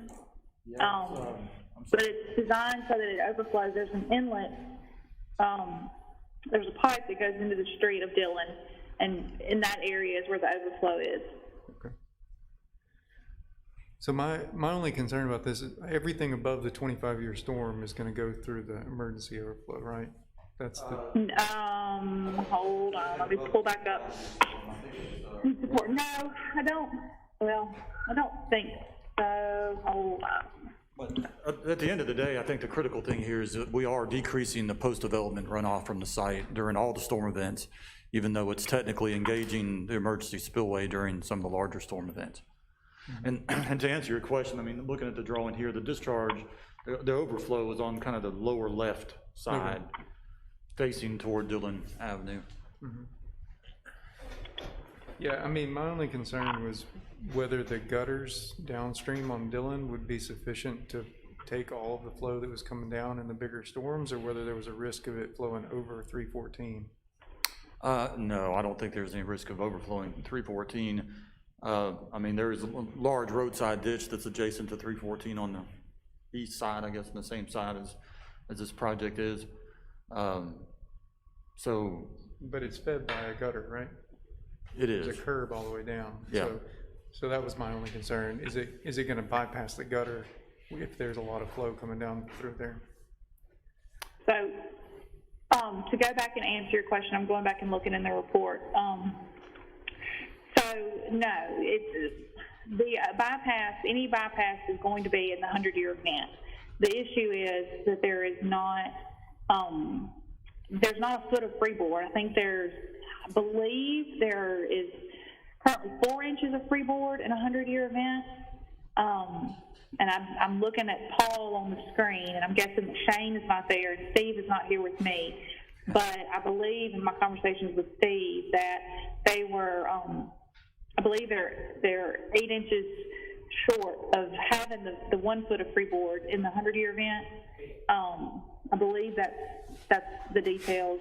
What happens, the 25-year event, that's noted in the report, that becomes the controlling structure in a 25-year event. The pipe becomes the pipe that goes out to the street, that becomes the controlling structure. And so because of that, the pond behaved differently. And that's the reason that we started engaging that spillway.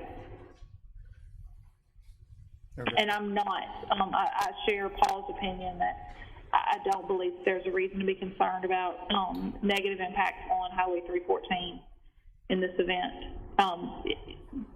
If we've got the street water, I mean, the water from the streets are going to be going in the curb and gutter as well, and that road already has a lot of fall, so I don't think that's going to be a noticeable issue. Okay, but just to clarify, at what flow is it going over the spillway? So I'm trying to look. I mean, in the report, it says, you know, the last paragraph before the recommendation, the design engineer is proposing to allow flow during storm events in excess of the 25-year storm to pass through the emergency spillway. Well, okay. Right, so, you know, the design requirements are for the 2-year, the 10-year, the 25, and the 100. So we don't really evaluate a storm event between 25 and 100 year. It's just a straight jump. Now, I don't think a 25-year storm event engages an emergency spillway. You have to start getting much closer to the flow from a 100-year storm before it engages the emergency spillway. Okay. Any questions, Commissioner Freeman or Commissioner Murphy? My only question, Paul, is when you say the 30-inch outlet is as large as we could go? That's the existing storm drainage in the existing street. Oh, okay. That was there prior to this construction. Okay. Anything from you, Commissioner Murphy? No, sir. All right.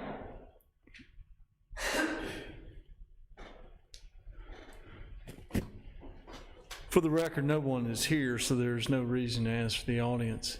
All right. As far as the variance goes for case number 2733, is there a motion concerning the request for a variance? Motion to approve. I have a motion to approve. Is there a second? Second. There is a second. All in favor? Commissioner Freeman, how do you vote? Yes. Commissioner Murphy? Yes. Thank you. That brings us to case number 2734. It's Evergreens 314 LLC. It's a request for final plat approval as amended for Evergreens Phase 2. Same address, Dillon Avenue. Right. Similar background on this one as well. To note, I think, cleaning up, I guess, the pond and driveway issues.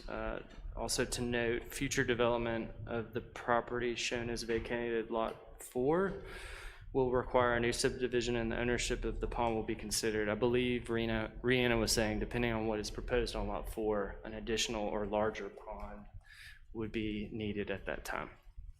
Staff recommends approval of the plat amendment with the condition that it gets approval by the mayor and board. Any questions pertaining to case number 2734 from the board? Any questions, Commissioner Freeman, Commissioner Murphy? My only question was, there's a statement in here that the pond will always be connected to a tract of land that's large enough to ensure that it will not be abandoned for taxes and therefore will be maintained.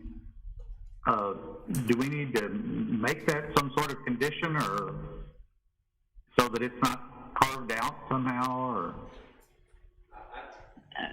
Commissioner Freeman, you could always choose to make that a condition.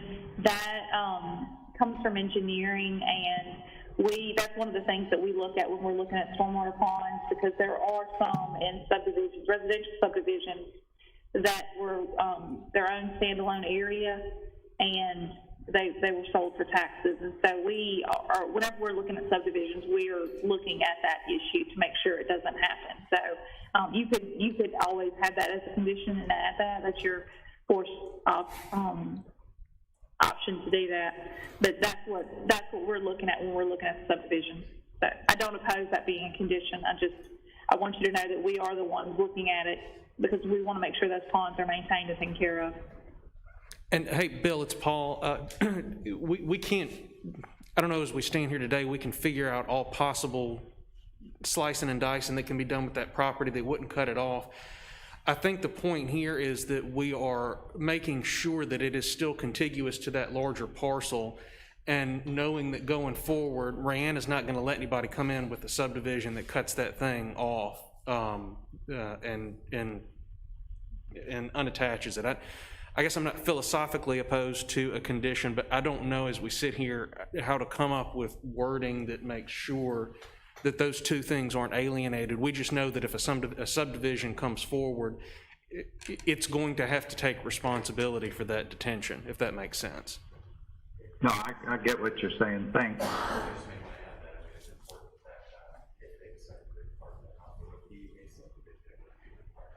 So, I'm sorry.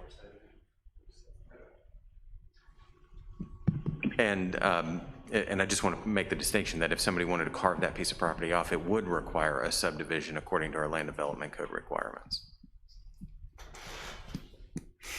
With that understanding, any additional comments or questions, Commissioner Freeman? No. Commissioner Murphy? I'm good, no questions. All right. As to case number 2734, is there a motion for final plat approval? I move approval. This is Freeman. Thank you. Is there a second? Second. There is a second. All in favor? Commissioner Freeman, how do you vote? Yes. Commissioner Murphy? Yes. It is approved. Thank you. Our last item of the night is the City of Oxford, and it's under case number 2722. They are requesting modifications to the Land Development Code. Representing the City of Oxford, Ben Requette. Like a starting lineup for the Chicago Bulls. You wish. I do wish, you're right. Okay, so we have several changes that we're proposing for the code. Some of them are just cleanup references, but I'll walk through them fairly quickly. In Article 3, under the PUDs and the existing PUDs, you can see where it talks about the last adjustment to the PUD was in 2015, and we updated that to reflect the actual last, which was in April of 2019. Any questions on that? Okay.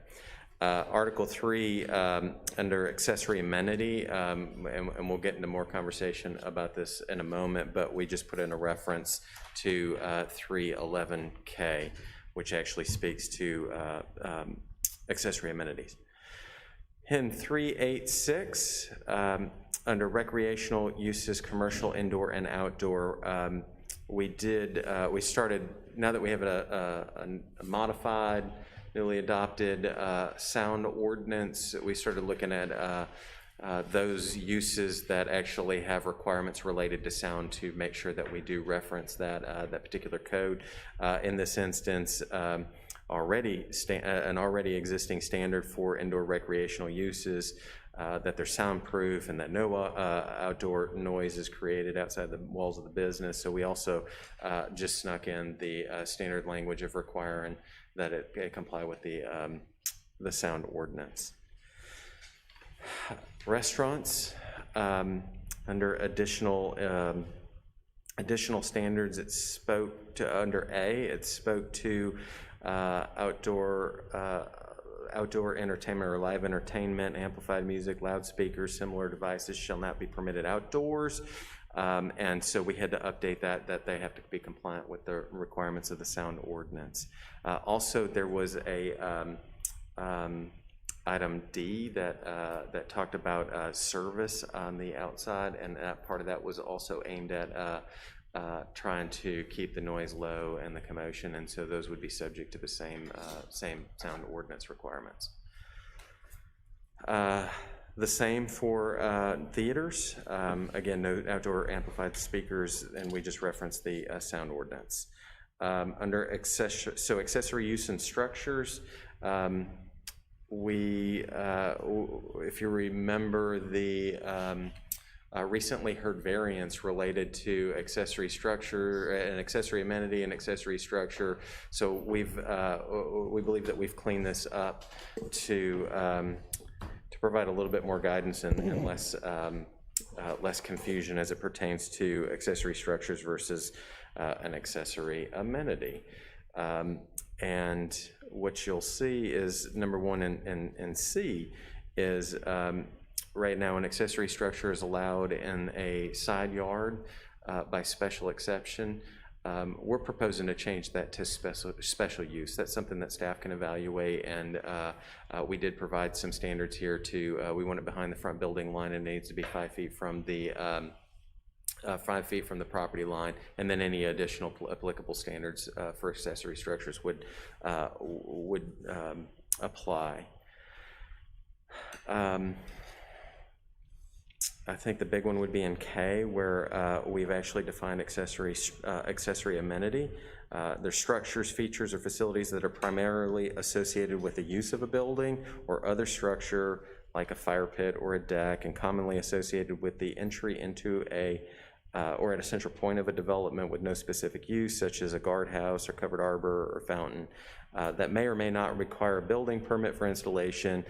They may be attached to or abut a structure, but they shall be a minimum of 5 feet from the property line, and they must be located in a front or a side yard at the discretion of the planning director. I'm sorry, they may, not they must. They may. Excuse me. It's a big one. Any questions on that?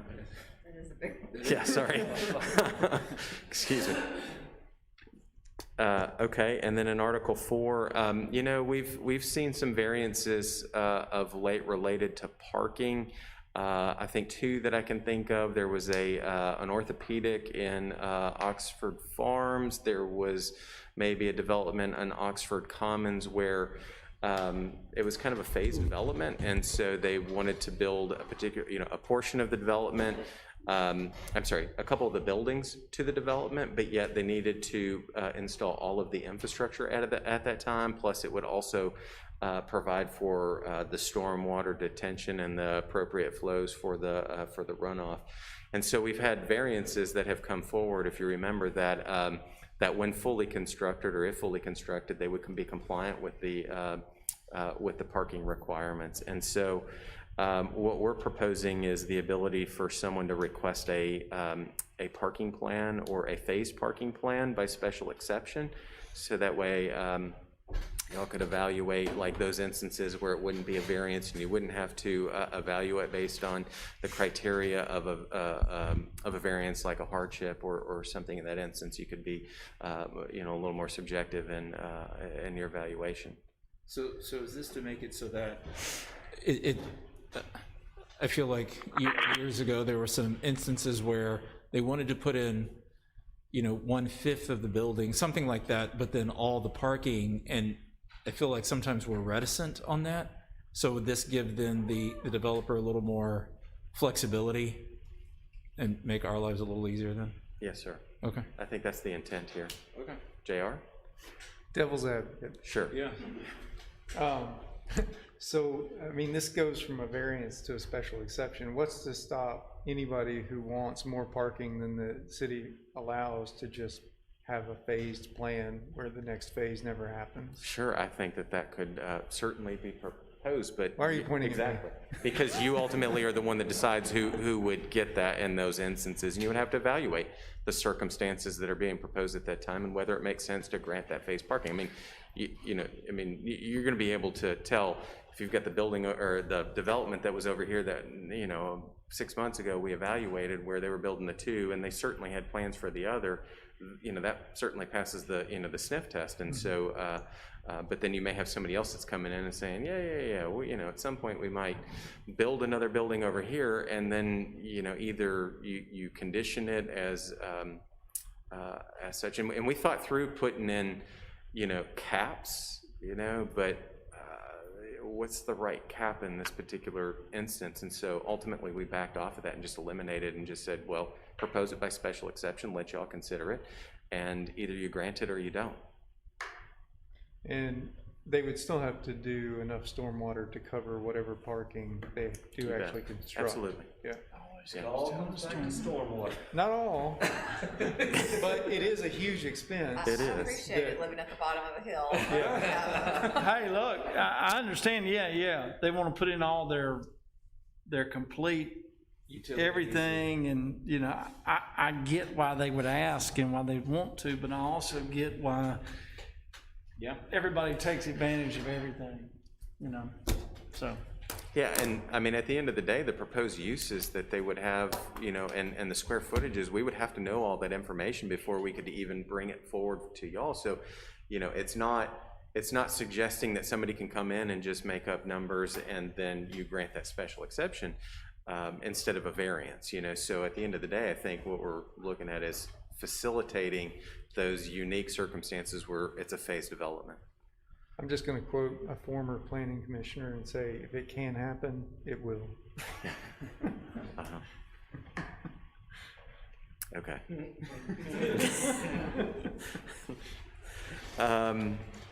Signage. We've seen requests for highway corridor signage. We've granted variances for a little bit taller of a sign.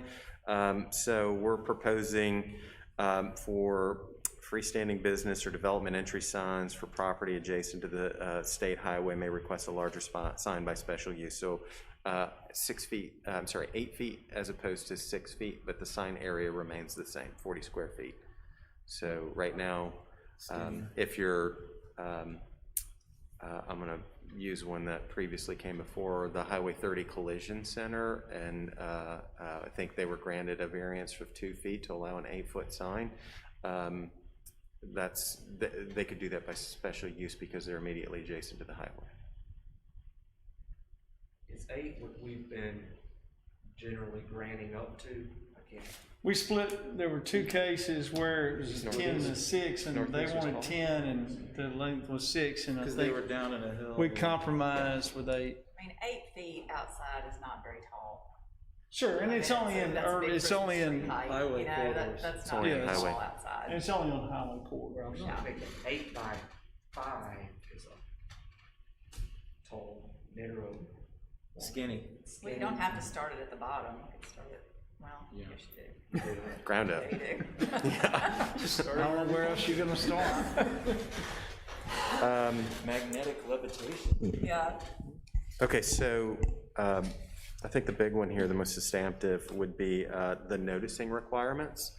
Article 9. So as of right now, you can see where we've lined out. The only thing that we've struck in this particular area for published notice, which would be in the paper, is for such print notice may be placed in such newspaper or for other public hearings, but website notice may also. So at the end of the day, what we're trying to do is we're trying to align our posting requirements to be consistent with what the state statutory requirements are, which is published notice 15 days prior to the hearing for rezoning and ordinances. Right? You agree? Yes. Thank you. Zoning changes and ordinances.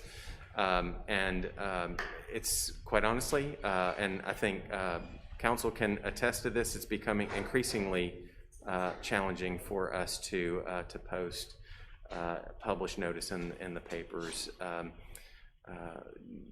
Running fewer and fewer times. I think we're down to 2 days a week in a local paper, and so our intent is to continue to post and publish, you know, the legal ads in the paper, but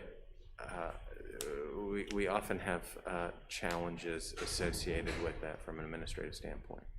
Duncan, you look like you want to ask a question. I got a question. I'm just now thinking through, as one whose background was in journalism, papers, I hate to see them all die out, you know, but what is the law, and Ben, this may be Paul, I don't know who, you know, like digital newspapers and everything, I understand the timing of the print newspapers, but is there a difference, does the law distinguish between digital media and publishing it in digital media versus print media. You're talking about the law that the Mississippi State Legislature puts Yeah, forward? yeah, what we're following here and trying to align with. You're talking about the Mississippi State Legislature. Okay, all right. The answer is no. Okay, I got your answer. I am not aware, there are several different statutes for several different types of proceedings that require publication. And I'm not aware of one that doesn't talk about hard copy newspapers that's published in the county where the action is widely circulated and or published in the county where the action is going on. There is no provision for publishing it digitally, and so the point of all this is if we are coming forward with a zoning map change, it's not that big of a deal if there is, a month delay in doing that because the Eagle's only publishing on Wednesdays and Sundays and we miss but these folks are dealing with on literally a monthly basis, trying to make sure the right ad gets in the paper and it's screwing up all their deadlines. And so they want to be able to push that information out to the public. But if they have to go publish and republish because somebody gave them bad information, they can't go do it on a daily basis. And so we want to align what the state law requirements are for actual hard copy of physical newspapers and give them the flexibility to use other forms of publication so we don't have developments that are held up all over town because we don't have a daily newspaper anymore.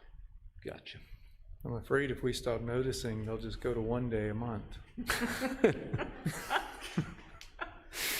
I keep looking over my shoulder. It's a giant hassle. I've had 2 or 3 things come up in the last 6 months where it's delayed stuff that didn't need to get delayed for no other reason than we're just not publishing for another 4 or 5 days. So that's the point of doing it. Well, maybe we can get our legislators involved to maybe update that piece of the Mississippi Code. Save journalism. So, sounds like Duncan's our staff liaison. He's our liaison. Noticing requirements. There you go. Now, as for posted notice, so what you'll see is the language actually reflects the same thing. So I think the only time that we would have to post according to the state statute is for zoning map amendments. We would have to post the property 15 days. So we're proposing to, again, also align that so it's consistent.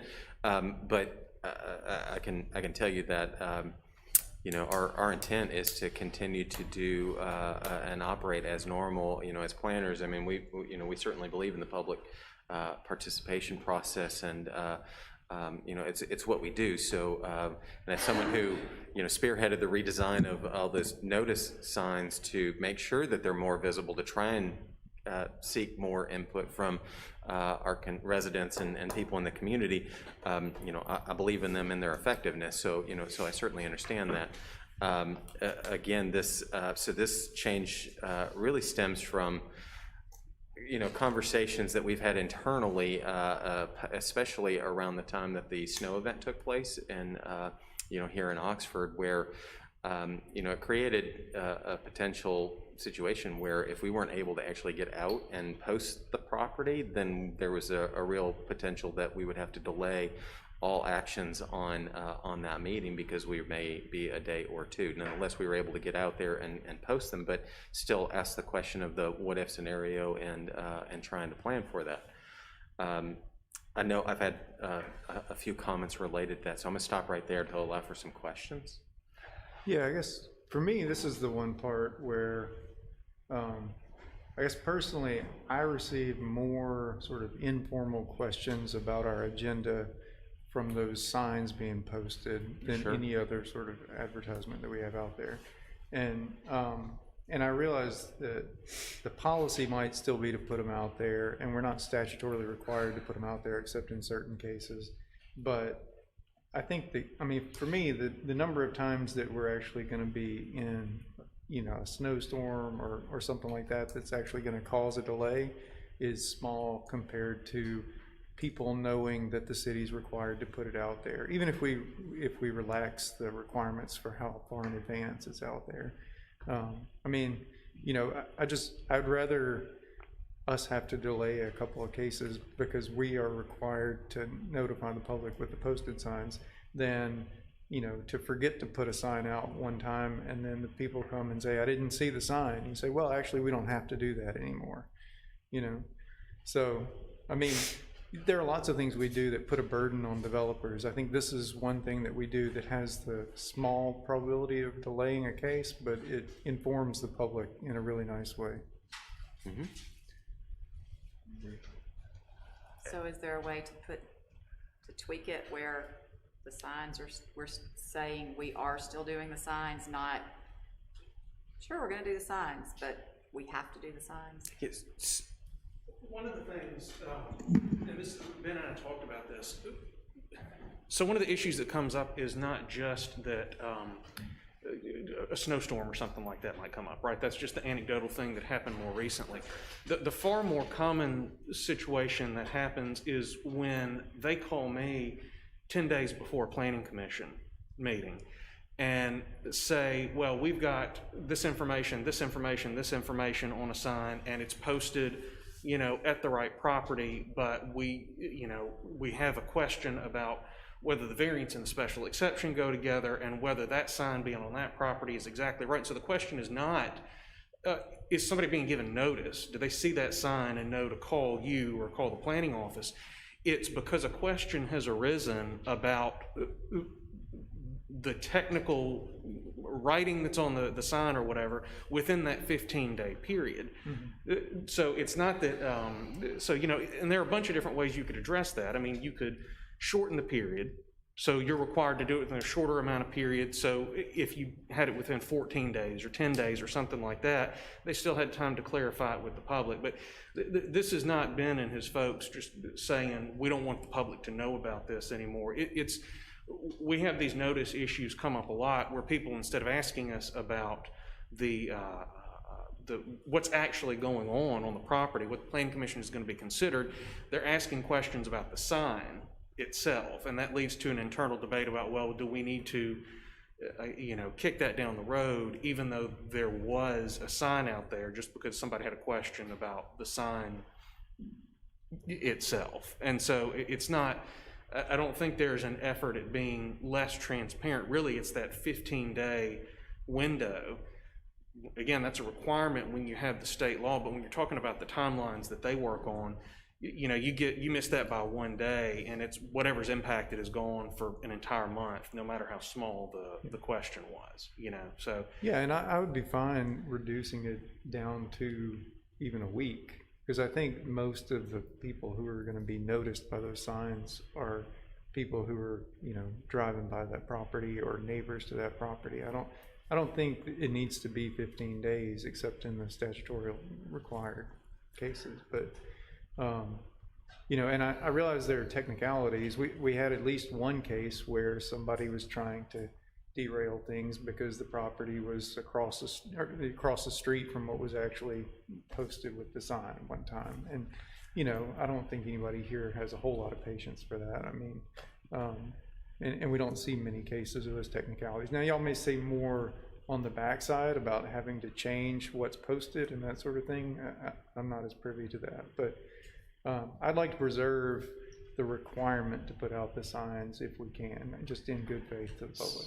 I agree. I think that is probably how 90% of people find out something's happening around them. They're not reading the notices in the paper and thinking, I don't disagree. Is that pinned by me somewhere? I mean, that's not how people really find out. Let me ask this question, but even if we moved it to 7 days or whatever, would that assist with the issues that we're having with the timing with the Eagle?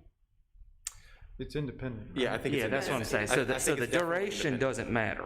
No. It's not if it's 7 days or 15 days, And I'll be honest, and I think we'll continue to operate as normal, but again, there are instances, there are circumstances beyond our control that may arise, and then which is very seldom, but I think having additional flexibility in there, certainly helps us. And you can speak with anybody on the staff, including Kate, who's sitting back there, who we'll tell you that's pretty.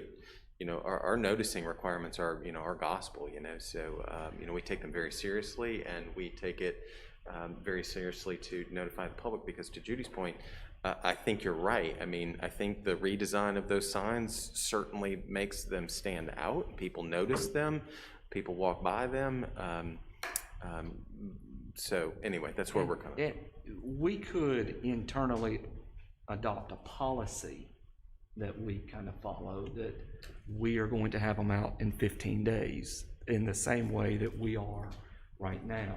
And I think 7 days might be a little short. If somebody was doing something that you really disliked and you needed to get your ducks in a row and get an attorney and tell the other neighbors, I mean, if it was something really big, 7 days is not very long when it just pops up. And then you find out this person has been working on it for 2 years and you have 7 days to come to us and say, wait a minute, here are the legitimate reasons I don't like this. I mean, 7 days is pretty short. What about 10 working days? Something like that. And I understand what you're saying, and I've been on the other end of, no, we don't have time to advertise it, you're gonna have to wait another month. I mean, I do understand that. But I think it's very important. Those signs are important, and we need to give people enough time to work on their side if they want to object to something. So what would be? I suggest if you kept it calendar days, not business days, that would be my recommendation, because I mean, at the end of the day, I mean, we're pretty much right back where we were previously. Ben, let me ask, when is the agenda basically finalized in the monthly cycle? Yeah, we do it in concert with our legal labs. So the agenda is finalized 15 days prior to. Okay. It's actually before that, because you see 15 days. So really, it's like 21 days, really, to be honest with you. I mean, that's where we're working, you know, almost a month in advance on having to have all the information needed to be able to meet the requirements to hit the paper, to then post it on, you know, on site and on the website. So yeah, I mean, it's a real, you know, it's a backlog. I mean, usually we're by Wednesday before the 15-day deadline. If it's 7 days, you could go on vacation and come back and somebody's building apartments across the street from you that you never knew anything about. I mean, 7 days is short. I mean, you know, I would like to maintain, I understand being tied into the Eagles' erratic publishing. I say erratic, you know, and the impact that has. I'd like to maintain as much as we can that 2-week window to give folks to see it, you know, with the signs. And if we are internally holding ourselves accountable through a policy, you know, that it is still our policy, understanding that we may have a winter storm that requires us to get it out 13 days in advance or something like that. That's just kind of where I am. So what do you mean by that? So you'd like to maintain the 14 days? I just want to make sure I understand what you're saying. Because then, so we keep what we have right now, and then in that instance where you have the snow event, then it's going to push everything back. I mean, about a month. Well, no. I'm saying the opposite. That we no. I'm not. When I say policy, I'm talking internal. Like, we don't tie ourselves through code. I got you. Yeah. It is an internal policy within the planning department. It's some, you know, we all have policies in our workplace that we follow. So I appreciate that all of y'all are looking at me. So his job and my job are completely different. Like and y'all's job is different from both of us. From my perspective, the fewer absolute requirements there are, the easier it is for them to do their job without somebody saying, you know, the wrong color sign was in my yard. Gotcha. That's right, and that's, you know, those are the problems that I deal in. Now, y'all can certainly say, we think that the 15 days, you know, needs to stay, or it needs to be by policy as opposed to ordinance. The reason it matters to me is if we have when we have anything in the ordinance that says, we, as in the city, shall do this, then when it comes to the point of, you know, a hearing going forward or something getting approved, and y'all want to hear it, and the planning department wants to push it forward, that's become a hurdle.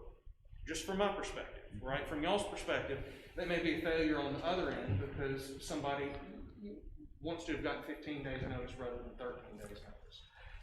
or whatever it is. So if you're asking what the difference is, yeah, you could certainly do that, Duncan. Yeah. Take it out of the ordinance and say, we have an internal operating policy that says, it's our policy that 15 days before, we know we're gonna notice anything that's an ordinance change, a zoning map change, anything like that, and our operating procedure is gonna be that however many days before, we're out there putting those signs up too, absolutely. Yes, and that's what in fact, I wrote down operating procedure before you even said it. I mean, that's what I'm talking about here, just an internal operating procedure. We're not bound to the code, give you all some flexibility with everything, but being and maintaining being as transparent as possible about what's coming up.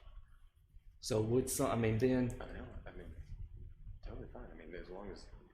Yeah, we can write those words down. All right.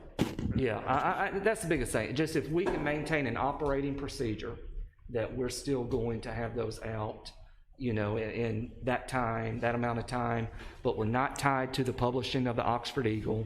We're not tied to, we're doing what we have to do based on our antiquated Mississippi code, but at the same time, we are still committed to the residents of the community to display Ben's wonderfully designed signs that he spent a lot of time on. And something like that takes into account the fact that, right, if somebody calls and it's not on, day 13 before the meeting and says, hey, this sign is in the yard next door, you totally missed the property line, they go out there and say, oh, you're right. Exactly, that's what I'm saying.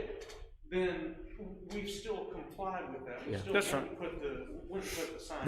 That's so we can avoid the word policy, because I know that even can become a little. Well, can we compromise and just, since zoning and ordinance changes have to remain noticed for 15 days, does that include the signage or the posting? The posting would be for zoning changes. Yeah, but so the signs are included. So could we just extend that to variances and special exceptions as well? So it's not all cases, but I really think that the city shall post variances, personally. We can do whatever. That's the way it is right now. It would be no change. Well, no, I'm saying that like site plan approval doesn't have to be posted. Sure. We can keep the policy or whatever, but I guess I think the harder things for us as staff is when you have, Miss Smith who's trying to put up her fence, and you have a notice issue, and then those are the ones that she needs a variance, and those are the ones that are probably more difficult to us to deal with than the site plan, the large site plan. I understand we had an ice storm, okay. Sure. I'm not understanding what the continual problem is with Miss Smith's fence. Is it that it's so easy to put it in the wrong yard, or put out the right, what happens mostly that causes y'all problems for simple variances like a fence in somebody's What happens residence? most of the time is you have a lot of times, and this is for a different commission, a college student walks by and picks up the sign and it's gone, and we regularly drive the route, having to replace signs. We had one case where we had 2 signs taken within 7 days, and We don't know how long it's been gone, so you're saying, well, can we still do the case because, the sign was there on Friday and it's not there on Monday? So that happens quite a bit. it does. And Well, every college kid wants and I an historic appreciate the preservation comment. sign in their yard. I appreciate the comment about the ice storm, because it's one time. You're right, but it potentially threatened an entire, the entire planning commission agenda from being heard. So, and you may say, just leave it. That's fine, and I respect that. And Well, I will say that the current ordinance, you're okay if somebody steals your sign. It doesn't say it has to be posted 15 continuous days. It just says you got to post it 15 days prior. So once you put it in the ground, you've complied. Regardless of whether a college student puts it. I'm a straight up. I am constriction. It just says literal It says notice of the hearing shall be posted on the property. Special subject is requested at least 15 days prior. My understanding of the way it works now is you stick it you post it in the yard, you take a photograph, correct? You bet. You take a photograph, you drive away, you have now satisfied your obligation under this ordinance. Whatever happens after that is not your, well, again, I'm not trying to be, but if somebody picks it up, we don't have to delay that, because look, folks, I've got proof, here it is, I posted it, you posted it. It doesn't say you shall maintain notice, you're posting your notice. I'm just saying that's what this ordinance says. I'm just nervous taking it. I think it's gonna be, I think the public is not going to like it if we don't have to do this. Absolutely, and I think variances and special exceptions are the ones that affect people the most. And I've been trying to think of some way to make it easier on y'all, because I understand it's such a pain to get all of this, but I just think it's very important. It's, the difference is competing interests of notice, Right. and giving somebody, So how about this? How and about, having to delay somebody seeking a variance because of said college student. But again, I think you can say, look, we posted notice. Yeah, I hope y'all appreciate that. We want to continue to do what we do, because I know that. I'm not thinking you're trying to be sneaky or not post, but I just think. Very few times, if any, do we not put a sign out. In my 6 years with the city, maybe once, so we take these things very seriously, but what we also do is, when circumstances come about, we start thinking through all, the problems. And so when the snowstorm came, as we continue to have repeat issues over here, I like, Brian's point. So how about I propose that, let us pull this portion out. Let us, we brought this before the Ordinance Review Committee, and we heard a group of thoughts. But let us pull this portion out for now, and let us bring it back to you and incorporate any thoughts that you might also have, and that you could send to us. And in the meantime, we could potentially develop a standard operating procedure, different things that we can look at to think about this.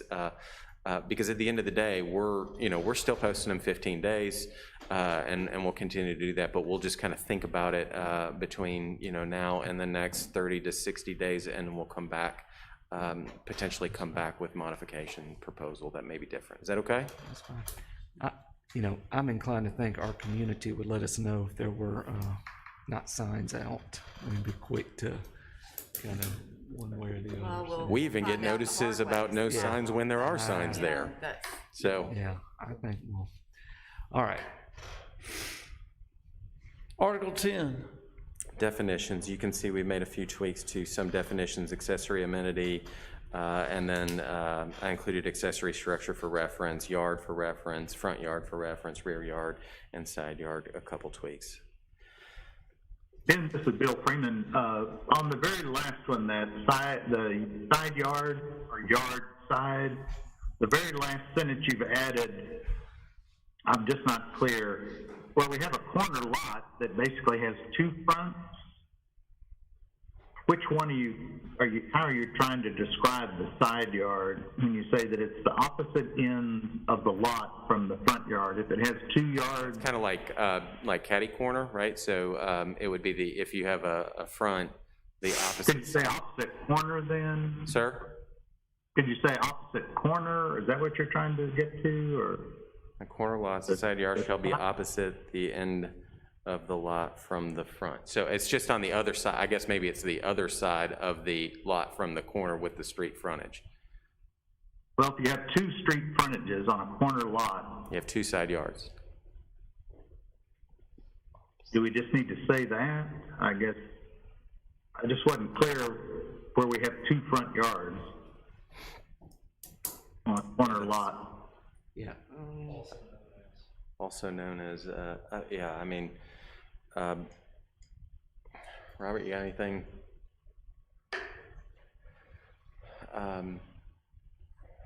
The side yards on a corner lot will be those that are not facing a street or something?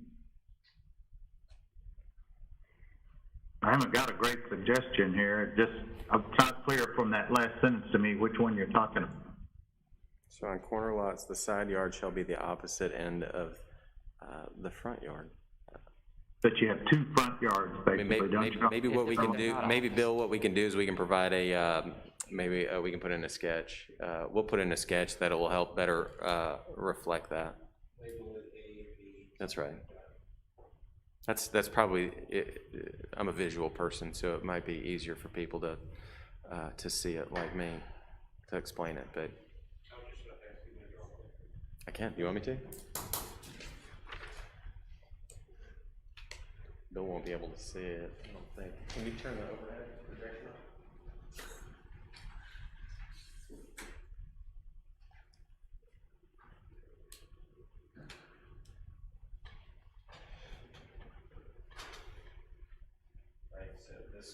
on? Hey, scoot it where that is. There you go.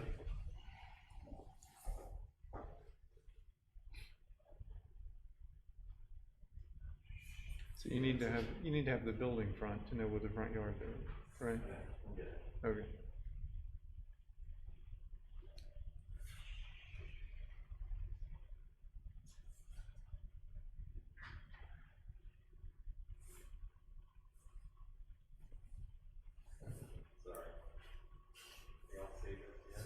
No. Yeah. Almost. Right there. We can read upside down, don't worry. We got it. We can start with corner lot, front. Yeah.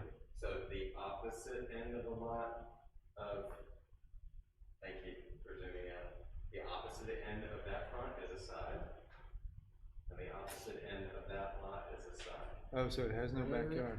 That's right. So you have two side yards. Yeah, there's no back. Right. Okay. So on corner lots, you only have standards for front yards and side yards. Yeah, because, I mean, if your rear is so deep and your front can be pushed back, that ultimately wind up with a very tiny buildable area. I still kind of want to be able to designate one of the front yards as a side yard, so that we don't have to have variances for corner lot fences. Yeah, and it's really your front yard is which way your house is facing. That's, you know where your front door is. Yeah. For most things. I mean, I know we just had the Steve McDavid and whatever, that was a little different, but for most, like a residential, it's, you know where your front door is. You know where your front yard is once the house is going to be built, you know, in the plan.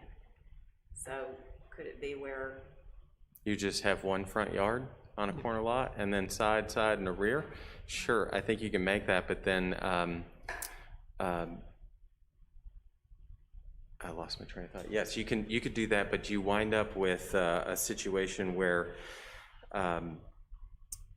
you potentially have a building, so most of your sides are gonna be like 10 feet, right? And so now all of a sudden, you've got a row going down, you've got a rhythm of homes down Road B, that if you make that a side yard at the corner, all of a sudden it bulbs out. Because that corner lot's gonna be completely out of rhythm and scale with the other homes. Does that make sense, Judy? Yeah, I mean, I guess It keeps the form, and this is not an uncommon conversation that communities have all across the country, because you're right, that would be the easier thing to do, but when you're looking at those two intersections, you're trying to maintain the planes on both intersections all the way down for where your homes are gonna be built. I think you also try and maintain, by us calling them fronts, I mean, it requires additional architecture out towards that road, because front requires front architecture. So you wind up with a home that's a double front, has a double front architecture, which is not uncommon. It's our, that's I our. just feel like it can be done so that we don't have to do variances for corner fences. Over and over. I mean, corner lots may request special exceptions for fences. We wind up doing variances though, not What? special exceptions. Excuse me? We wind up doing variances for these fences. No, I know, that's what I'm saying. Maybe we just address it for corner lots, may just come up with the standards that Sure. that you wish for them to be requested by special exception or potentially special use as determined by staff. I love it. Okay, great. That's something that we can work on. Okay. That's all I have. Sure? Thanks, Ben. You want to? Anybody else? Yeah. We'll mark you down as, we'll excuse you. Thanks, Marvin. Marvin has children he has FNC park duty. So what we're doing, the record will show that he has excused himself for this vote. Public case 2722 is the City of Oxford's request for modifications, understanding that this has been amended to remove 9.7.4.2 or the changes thereof in an effort to clean that up regarding notice. With that, are we gonna, excuse me, and I didn't know where we came down, whether it was on the side or the front, as far as 10.2.350, are we taking that out? Are we gonna massage that language a little bit, or are we gonna go for it and then change it again? I think we can get a sketch in there, taking it to the Mayor and Board of Aldermen. Okay, so we will add a sketch with that understanding. It may not be the exact one you saw tonight. It might be a little bit better, but anyway, it will be a sketch nonetheless. Might. So, with that understanding, is there a motion to approve the requested modifications to the Land Development Code as amended? So moved. There's a motion to approve. Is there a second? Second. There is a second. All in favor? Commissioner Murphy, how do you vote? Commissioner Freeman, how do you vote? Yes. All right, we have it. That is it for tonight, with the exception of a motion to adjourn. Is there a motion to adjourn? So moved.